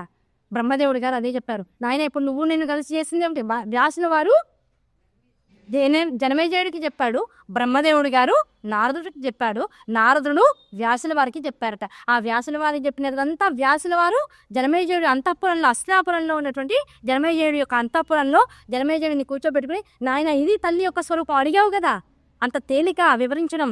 ఇంత చెప్పినా తల్లి ఆనంద స్వరూపిణిగా ఉంది, కాంతి నిన్నుతోంది, సౌరభంగా, సౌకుమార్యంగా, సుకుమారంగా అన్ని లోకాలలో ఉన్నటువంటి లాలిత్యాన్ని, అందాన్ని అంతటినీ రాశీభూషంగా చేస్తే వచ్చినటువంటి రూపంగా ఉంది అని చెప్పడం వరకే తప్ప దాన్ని విశ్లేషించే శక్తి మాత్రం జగత్తులో ఇప్పటిదాకా ఎవరికి రాలేదు. కనుక అటువంటి స్వరూపము, అటువంటి తల్లి యొక్క దర్శనం నీ వల్ల నేను కూడా చేసుకోగలిగాను నాయన. ఆ చేసినటువంటి దర్శనం ఎలా ఉంది? మణిద్వీపం దాకా మనల్ని తీసుకెళ్ళింది. సో ఇప్పుడు నువ్వు అడిగినటువంటి ప్రశ్నల్లో తల్లి ఎక్కడ ఉంటుంది? మణిద్వీపంలో. ఈ జగత్తులో అన్నిటికీ కూడా ఆవల ఉంటుంది. అద్భుతమైనటువంటి ఆ మణిద్వీపంలో విరాజిల్లుతూ ఉంటుంది. ఆ మణిద్వీపంలో ఉండేటువంటి తల్లిని వివరించడం, ఆవిడ గురించినటువంటి ప్రస్తావన తేవడం, ఆ సగుణ సాకార స్వరూపాన్ని విశ్లేషించడం అంత తేలికైనటువంటి విషయం ఎవరి వల్ల ఇప్పటిదాకా అవ్వలేదు, అవ్వబోదు. ఈ రెండు మాత్రం గ్రహించు. పట్టుకోగలగాలి అంటే మనస్సుతో పట్టుకోగలగాలి. మనస్సు అమ్మ మీద లగ్నం అవ్వాలంటే సాధన కావాలి. సాధన మటుకి ఆగితే కుదరదు, తపస్సు దాకా వెళ్ళాలి సాధన నుంచి. అటువంటి తపస్సు చేసిన వాళ్ళకి ఆవిడ మనస్సులో, హృదయంలో ఆవిడ యొక్క స్వరూపాన్ని నిరంతరం ఉంచుతుంది. కనుక అటువంటి మహర్షులకి మాత్రమే తేలికగా అందగలిగినటువంటి తల్లి. మన మహర్షులు అన్నీ వదిలేస్తే ఆవిడ దక్కుతుంది. అన్నీ పట్టుకుని ఆవిడని దక్కించుకోవాలంటే జన్మ పరంపరానుగతంగా పునరపి జననం పునరపి మననం అనేటువంటి ఈ చక్రంలో పడిపోయి తిరుగుతూ ఈ వస్తు వ్యామోహాల మీద ఎప్పుడైతే చిత్తభ్రమ అనేటువంటి తొలగిపోతుందో అప్పుడు మాత్రమే జీవుడు వీటన్నిటి నుంచి విడివడి వాడు మహర్షి అయి, తపస్వి అయి మళ్ళీ అమ్మను పొందేటువంటి ప్రయత్నం చేస్తాడు. ఆ ప్రయత్నం నీలో జనించేదాకా జననం తప్పదు, మరణం తప్పదు. ఇదే సృష్టి యొక్క రచన వైఖరి అని వ్యాసుల వారు చెప్పేసేస్తారు. ఇది అసలైనటువంటి సృష్టి రహస్యం. అయ్యో మరణించారా, అయ్యో పోయారా, ఎందుకు బాధపడుతున్నావు? ఇప్పుడు ఇన్ని విన్న తర్వాత కూడా ఇంకా దుఃఖం వస్తే దేనికోసం? ఏమండి ఇప్పుడు విన్నప్పుడు బాగుంటుందండి, మళ్ళీ విన్న తర్వాత వారానికి అన్ని మర్చిపోతాం కదండి. మరి మర్చిపోయినప్పుడు మళ్ళీ ఎలా వస్తుందండి? దేవీ భావతం కానీ మిగతా పురాణాలు కానీ ఇదే విషయాన్ని ప్రస్ఫుటంగా చెబుతున్నాయి కనుక కనీసం దేవీ భావతంలో అమ్మ యొక్క ఈ విశేషాలన్నీ కూడా చెప్పబడి ఉన్నాయి కనుక నిరంతరం వారం ప్రతి వారం దాన్ని అలా చరవడంగా చేస్తూనే పోవాలి, వింటూనే పోవాలి. ఇటువంటి ప్రవచనాలు జరుగుతూనే పోవాలి. జరిగిన ప్రతిసారి మళ్ళీ లోపల ఉన్నటువంటి మాలిన్యాలన్నీ బయటికి తొలగిపోతూ ఉండాలి. అన్నీ తొలగిపోయిన తర్వాత మాలిన్య రహితమైనటువంటి స్థితిని ప్రతి వాళ్ళు అనుభవిస్తూ ఉండాలి. మళ్ళీ మాయకు చిక్కకుండా ఎవరి వాళ్ళు జాగ్రత్తగా ఉండగలగాలి. ఆ మాయ ఎప్పటికప్పుడు వచ్చి పట్టేసుకుంటూ ఉంటుంది శరీరం మీద దుమ్ములాగా. ఆ దుమ్ములా వచ్చినటువంటి దాని నుంచి రక్షించుకోవడం కాదు, అది మాయ అని తెలుసుకుని దానికి లొంగకుండా ఉంటే సరిపోతుంది. కొన్నాళ్ళు సబ్బులు పెట్టి రుద్దుతావు, ఆ తర్వాత అర్థమవుతుంది ఎన్ని సబ్బులు పెట్టినా ఇది మామూలే. ఎన్ని సబ్బులు పెట్టినా భూమి మన్నుని ఆకర్షిస్తూనే ఉంటుంది. క్షేత్రం, ఈ క్షేత్రానికి నువ్వు సున్నిపిండి పెడతావా, ఇంకో కొబ్బరి పీచు పెడతావా, ఇంకేదో పెడతావా, ఏది పెట్టినా మళ్ళీ ఇంకో అరగంట ఏది పెట్టినా మళ్ళీ ఇలాను మళ్ళీ మొదలవుతుంది. కనుక దుమ్ము తీయాలని ప్రయత్నించకు, అది దుమ్ముని పట్టించుకోకుండా ఉండే ప్రయత్నం చేయి. ఇది దుమ్మని అసహించుకోకుండా ఉండడం చేయి. అదే సుఖమహర్షికి వ్యాస భగవానుడు గృహస్థాశ్రమ ధర్మం గురించి చెప్పినటువంటి విషయం. అసహించుకోకు, భయపడకు, దాని నుంచి పారిపోకు. పారిపోతే ప్రతిదీ వెంటబడుతుంది. అది కష్టమైన, బాధైనా, ఇబ్బందైనా, శత్రుత్వమైనా, లేదు ఎలాంటి రుణమైనా నీ వెనక పడుతూ వస్తుంది. పారిపోకు, ధైర్యంగా నుంచు నీకున్నటువంటి ఆ ఇబ్బందిని తొలగించుకో, మాట్లాడుకో, దాని నుంచి ఆ రుణ విముక్తుడు కా. ఆ సందర్భం గురించో ఆ రుణం గురించో విముక్తుడు అయిపోవాలి. విముక్తి పొందిన తర్వాత మాత్రమే నీకు విముక్తి లభిస్తుంది. పారిపోతే ప్రస్తుతం దాక్కోగలవేమో, కానీ చూసేది ఎంతమంది? అష్టదిక్కులు, సూర్యుడు, చంద్రుడు, జీవుడు, మరణం తర్వాత వచ్చేటువంటి శివుడు, వీళ్ళందరూ నిన్ను నలుదిక్కులా నిరంతరము చూస్తూనే ఉంటారు. ఎక్కడ ఏం చేసావు? చీకట్లో చేశాను అనుకుంటావు, చీకట్లో కూడా ఉన్నాడు అష్టదిక్పాలకుడు, నిశిస్వరూపంలో ఉన్నాడు. వాడు నేను గమనిస్తూనే ఉంటాడు. కనుక ఏది ఎవరి నుంచి దాచి నువ్వు చేయలేవయ్యా. దాచి చేయలేనప్పుడు ప్రతిదాన్ని నిలవరించి ఆ రుణాన్ని తీర్చుకునే ప్రయత్నం చేయి. ఎక్కడికక్కడ బ్యాలెన్స్ షీట్ ఎప్పుడు జీరో అయిపోతూ ఉండాలి. Account should not be carry forward అవ్వకూడదు ఎప్పుడు కూడా. అకౌంట్ అనుకునే మనకు కూడా ఈ అకౌంటెన్స్ చేసే వాళ్ళందరికీ కూడా, అకౌంట్స్ చూపించే వాళ్ళందరికీ కూడా చెప్తారు, ఒక ఇయర్ ఎండింగ్ ప్రాసెస్ పెడతారు. అక్కడికి వచ్చేప్పటికి ఈ సంవత్సరంలో నువ్వు చేసినటువంటి మొత్తం అన్ని ఏవైతే ట్రాన్సాక్షన్స్ ఉంటాయో అన్నింటికి ఒక ది ఎండ్, ఒక జీరో పెట్టేసి అక్కడికి వచ్చి ఇంకా అక్కడి నుంచి కొత్త అకౌంట్ స్టార్ట్ చేసే. అంతే తప్ప ఎక్కడికక్కడ పేరుకు పోయి మనం ఏం చేస్తున్నాం? మనం చేసే పనుల్లో జీరో ఉంటుంది, అకౌంట్స్లో అయితే జీరో. ఏది మిగలలేదు, ఏది ఉండిపోరు. ఆ మిగిలిపోయినంత శేషం అంతా జీరో అయిపోతే ఉన్నదేదో ఉన్నదానికి నేను డబ్బులు కడతాను, దాన్ని నేను క్యారీ ఫార్వర్డ్ చేసేసుకుంటూ ఉంటాను. అది నాకు లాభంగా నేను అనుభవిస్తూ ఉంటాను. నా వాళ్ళకి జీతాలు ఇచ్చేసాను, ఇవన్నీ చెప్పేసుకుంటారు. చివరికి వచ్చేటువంటి లాభాన్ని కూడా జీరోగానే చూపించేస్తారు. అక్కడికి మనకి శాంతి పడి అమ్మయ్య లెడ్జర్ పూర్తయిపోయింది అనుకుంటాడు, అకౌంట్ పడతాను ప్రశాంతంగా ఉంచుకున్నారు. ఎంతమంది ఇన్కమ్ ట్యాక్స్ వాళ్ళు వచ్చినా కూడా చూపిస్తారు. మరి ఈ జీవుడికి మరి జీరో ఎక్కడుంది? జన్మ జన్మ పరంపరానుగతంగా వచ్చినటువంటి రకరకాల వాసనలతో కూడిపోయి ఆ వాసనలన్నీ ఏ పూట కాపూట ముందు క్యారీ ఫార్వర్డ్ చేసేస్తున్నావుగా. అవి క్షయం అవ్వకుండానే ఇంకా దానికి ఎంతసార్లు పెట్టేసుకుంటున్నావుగా. అది ఎలాంటిదో చెప్పనా? ఈ అంటిసా ప్రాసెస్. స్టవ్ ఉంది, వాడాం ఏదో పైన రుద్దుతున్నాం కానీ కొన్నాళ్ళేక దానికి ఏదో ప్రాబ్లం వస్తుంది. రిపేర్ చేసేవాడిని పిలుస్తాం. ఆ స్టవ్ ఎత్తి కింద చూస్తాడు ఎంత గ్రీజ్ పట్టుకుపోయి ఉంటుంది. అరే రోజు కడుగుతున్నాను కదా, ఇవన్నీ చూడట్లేదే అనుకుంటాము. మనకు తెలియనటువంటి ప్రాంతాల్లో, మనం శుభ్రం చేయలేనటువంటి ప్రాంతాల్లో తెలియకుండా మనం చేసేటువంటి వంట యందు ఉన్నటువంటి సారమంతా వెళ్ళి ఆ పొగ, చూరు, మంట వీటన్నిటిని మనం ఏదైతే పెట్టి ఒక పనిని చేస్తున్నామో ఆ పనిని చేస్తూ ఇంట్లో మళ్ళీ ఆ వంటింట్లో దీపారాధన చేస్తాం. అక్కడే కుక్కర్లోంచి పొగలు వస్తుంటాయి. ఆ పొగ, ఈ మంట రెండు కలిపి ఒక సన్న మెత్తనైనటువంటి కాటుక రూపంలో ఓ చోటుకి వెళ్ళిపోయి మధ్యలో అన్నం పొంగుతూ ఉంటుంది. ఆ నీళ్లు, ఆ తడి ఇవన్నీ కూడా ఓ చోటుకి వెళ్ళిపోయి కూరగాయల నుంచి వచ్చేటువంటి తడి, పప్పుల నుంచి కారేటువంటి నీళ్లు, చారు పొంగిపోతే, పులుసు పొంగిపోతే పైన ఉన్నటువంటి మచ్చలు మాత్రమే నువ్వు శుభ్రం చేస్తున్నావు. ఆ లోపలికి వెళ్ళిపోయి అంటుకుపోయినటువంటి ఆ నిలిచిపోయినటువంటి మాలిన్యం వైపు నువ్వు వెళ్ళట్లా. జీవుల లోపల కూడా జన్మ పరంపరానుగతంగా పైన దేహము, చర్మం బాగుండడానికి కావాల్సినటువంటి శుభ్రత మాత్రమే చేసుకుంటున్నావు. లోపల మనస్సు శుభ్రపడడానికి కావాల్సినటువంటి శుభ్రం నీకు కావట్లేదు. ఆ అశుభ్రాలన్నీ ఉండిపోయి వాసనలు అయిపోతున్నాయి. ఇది వాసనామయమైనటువంటి క్షేత్రంతో ఉండిపోతుంది. ఈ వాసనతో మళ్ళీ జన్మ, మళ్ళీ ఈ జన్మలో కొన్ని వాసనలు, పోయిన జన్మలో కొన్ని వాసనల నుంచి బయట వద్దాన్ని నువ్వు భావించట్లా. ఈ వాసనతో ఇంకొన్ని వాసనలు యాడ్ చేసుకుంటున్నావు. ఆ వాసనతో మళ్ళీ కొత్త జన్మలోకి వెళ్తున్నావు. ఇన్ని వాసనలతో ఆల్రెడీ శరీరం అంతా కూడా వాసనాక్షేత్రం అయిపోయాయి. ఇప్పుడు ఒక్కొక్క వాసన బయటికి తీయాలంటే ఏం చేయాలి? లైజాలు, హార్పిక్, యాసిడ్, దాంతోపాటు ఒక స్టీల్ పీచు, మళ్ళీ కుదరకపోతే మన్ను, ఇసుక, ఈ తులసమ్మల్లో వీటిలో ఈ వరకు పెనాలు తోవాలంటే పెద్దవాళ్ళు ఏం చేసేవాళ్ళు? ఇప్పట్లాగా పీతాంబరీలు లేవు. ఆ మట్టి తీసుకుని శుభ్రంగా వేసి పర గీర సౌండ్ చూసి ఒకసారి ఒళ్ళంతా గూస్ బంప్స్ వస్తే అబ్బా ఇరిటేషన్ వస్తుంది, బాబు ఎలా రుద్దకండి అంటాం. అలా రుద్దితే కూడా బాగుపడలేనంత స్థితిలో మనం ఉన్నాం. కనుకనే ఇంకా మనుషుల్లో ఉండేటువంటి తప్పులు, మనుషుల్లో ఉండేటువంటి గుణాలు, వాళ్ళ రూపాలు, వాళ్ళ రేఖలు, ఈర్షలు, ద్వేషాలు మాయగా పట్టి పీడిస్తున్నాయి. నువ్వు ఉండరా, నువ్వు వచ్చావురా జీవితంలోకి అంతే, పక్కవాడి గురించి నీకెందుకు? ఈ ఒక్క లాజిక్ పట్టించుకుంటే మొత్తం వాసనలన్నీ కొట్టాయి. నువ్వు తినే ముందు నీ పక్కవాడి మీద ప్రేమ ఉంటే తిన్నావా అని అడుగుతావు. ఎందుకు నీకు? నిజం చెప్తున్నా, ఎవరికి వాడు ఇండిపెండెంట్గా ఎందుకు ఉండలేడు?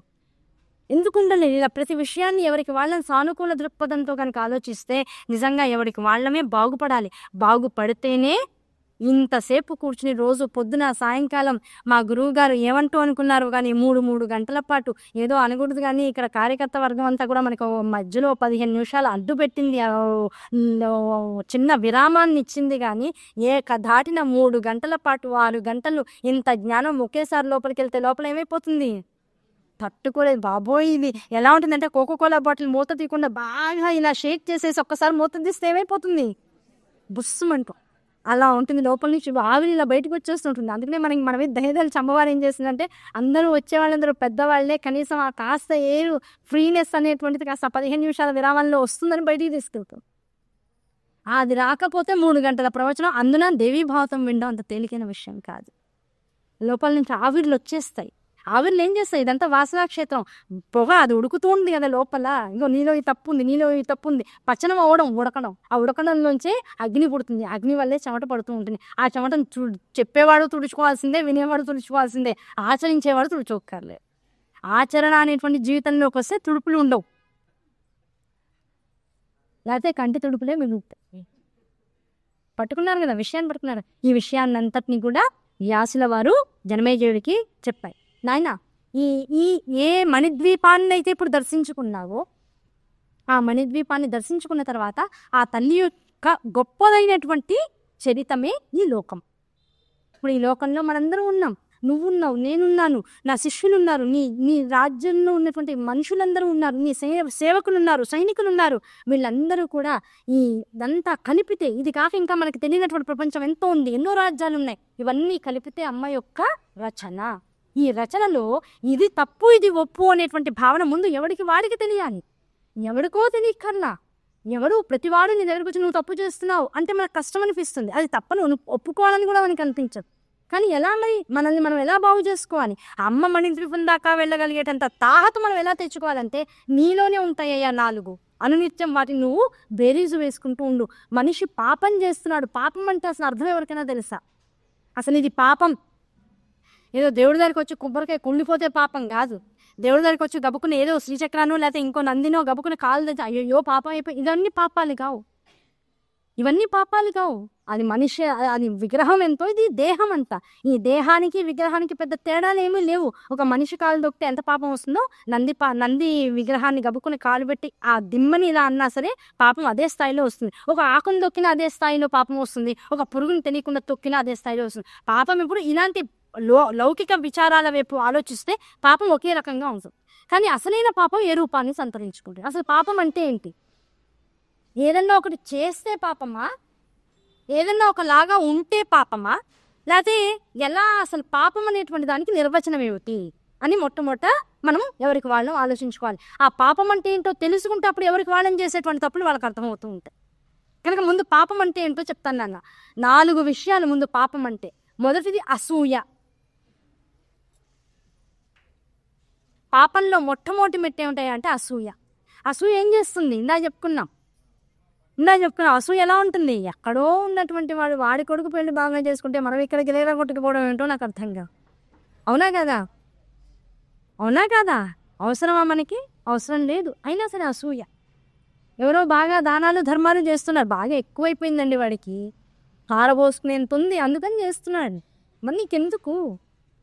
వాడు ఎంత సంపాదించే అవకాశం అమ్మవారు వాడికి ఆశించిందో ఆ సంపాదించే అవకాశంలో వాడి వరకు జన్మల్లో రుణగ్రస్తుడై ఉన్నాడు.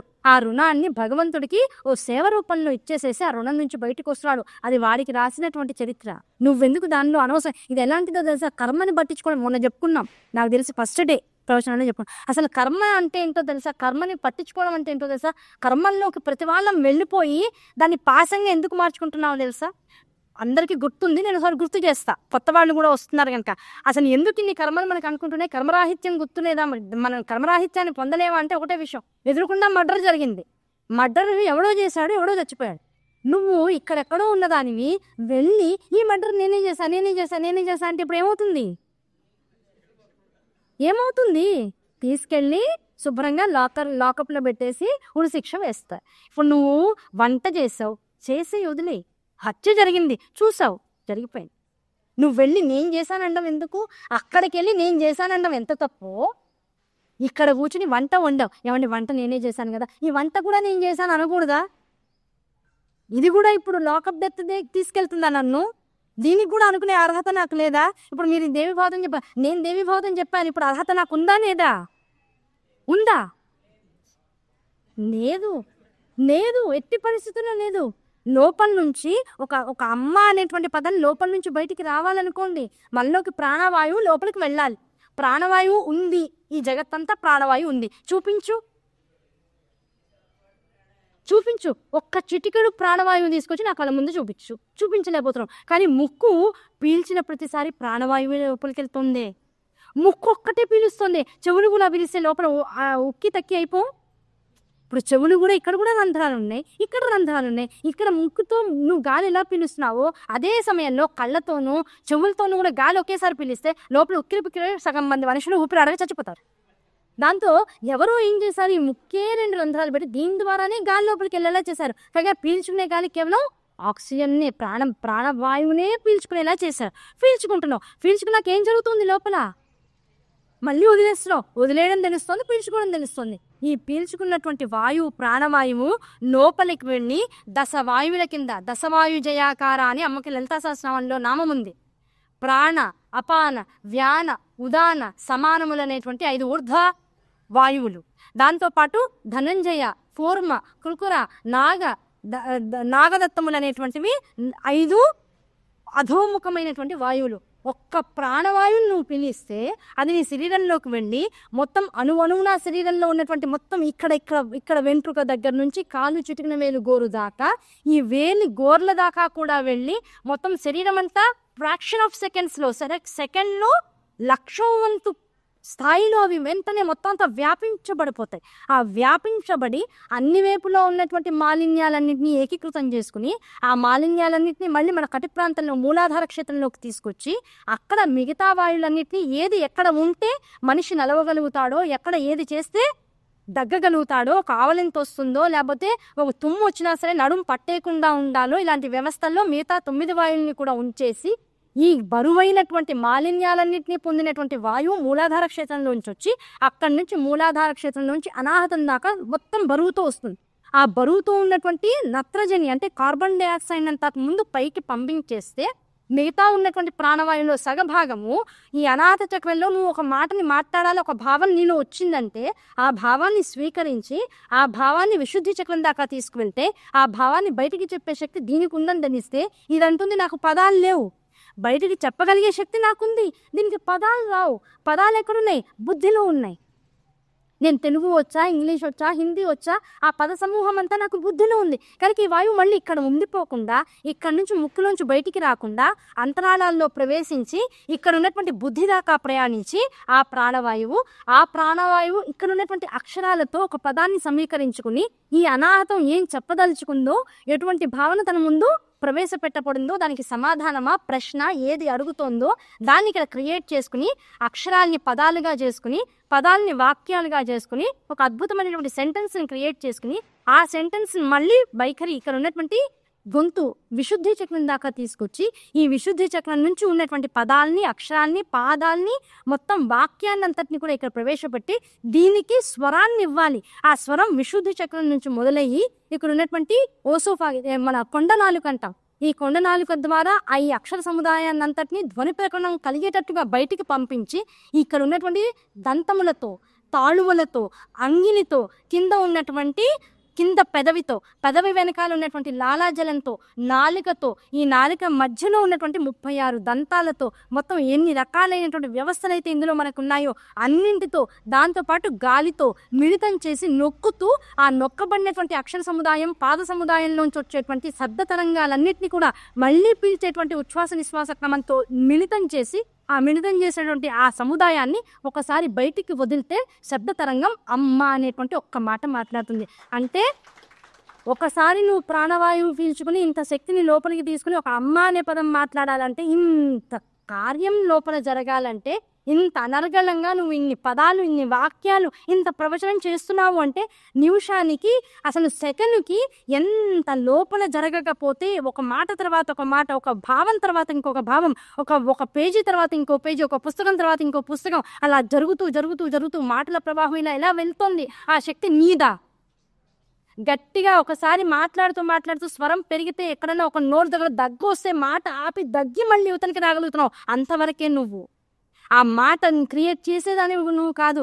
ఆ మాట లోపల ఉన్న దాన్ని, పదాన్ని కూర్చుకునేదానివి నువ్వు కాదు. ఆ పదాన్ని వాక్యంగా మార్చుకునే శక్తి నీకు లేదు. అందుకనే మూగ వాళ్ళు ఉన్నారు, పదాలని సరిగ్గా పలకలేని వాళ్ళు ఉన్నారు, పదాలు వచ్చిన నత్తిగా మాట్లాడే వాళ్ళు ఉన్నారు. నత్తిగా మాట్లాడుతుంది అర్థమయ్యేలా అవతల మనిషికి కన్వే చేయగలిగేటువంటి శక్తి లేని వాళ్ళు కొంతమంది ఉన్నారు. ఇంతమందిలో మాట్లాడగలిగే శక్తి ఇంత ఉన్నప్పుడు ఈ మాటని నీ అమ్మ అని అమ్మవారిని కొలిచే లోపల్లో దాన్ని తిట్టు రూపంలో నా అనుకునే కన్నా దానికి ముందు శ్రీ అంటే శ్రీమాత, శ్రీ మహారాజ్ని, శ్రీమత్ సింహాసనేశ్వరి అవుతుంది. దాన్ని తిట్టుగా మారుస్తావా, నామంగా మారుస్తావా? ఈ రెండు ఇప్పుడు ఎవరి చేతుల్లో ఉన్నాయి?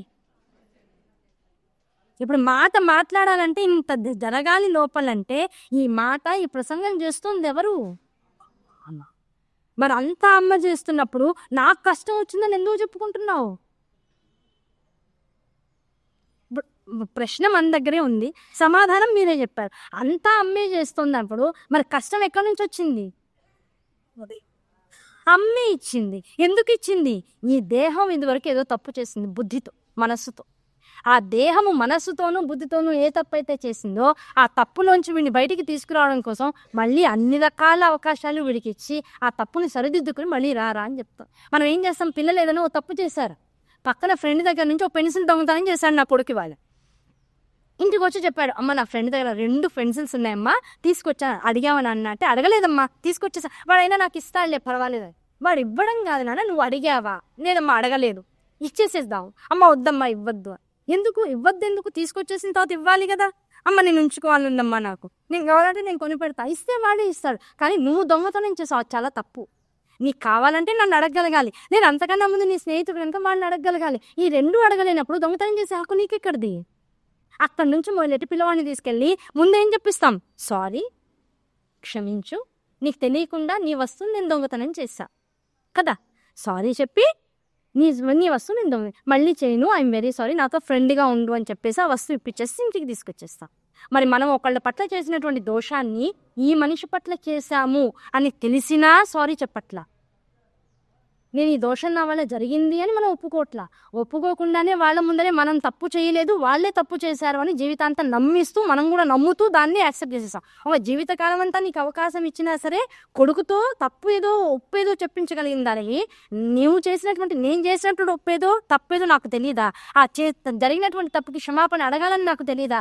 అడగకుండా నేను చచ్చిపోయేదాకా ఉండిపోతే వచ్చే జన్మలో ఈ ఫ్రెండ్ రూపము మారుతుంది, నాదే మారుతుంది. ఈ మారిన రూపాలతో ఒకళ్ళకి నేను రుణపడి ఉన్నాను, క్షమాపణ అడగడం అనేటువంటి ఒక విధానంలో నేను రుణపడి ఉన్నాను. ఆ రుణపడి ఉన్నటువంటి రూపంలో నాకు వాళ్ళు ఇంకో బంధువో లేకపోతే శత్రువో లేకపోతే ఇంటి పక్క వాళ్ళు ఎవరో అయ్యారు. ఒక సందర్భం మా ఇద్దరి మధ్య క్రియేట్ చేస్తుంది. ఇప్పుడు నేను ఏ సారీ అయితే చెప్పలేదో ఇంకో జన్మలో ఇంకో రూపంలో ఆ సారీ నాతో ఇంకొకళ్ళకి ఏదో విధానంలో చెప్పిస్తుంది. ఆ విధానంలో నేను సారీ చెప్పాలంటే అహంకారం ఒప్పుకోదు కనుక వాళ్ళ కళ్ళ ముందర ఇంకో ఒప్పు చేస్తే కూడా అవతల వాడికి నేను ఒప్పు చేసినా తప్పు చేశాననే భావనే కలగాలి. నేను మంచి చేసిన వాళ్ళు నన్ను బాధగాని తప్పుగాని అనుకుంటున్నారని నేను బాధపడినా సరే నేను వెళ్ళి వాళ్ళకి సారీ చెప్పాలి. ఇప్పుడు పాత అకౌంట్ క్లియర్ అయిపోయింది, కొత్త అకౌంట్లో నేను తప్పు చేయలేదని నాకు నిర్ధారితమైంది.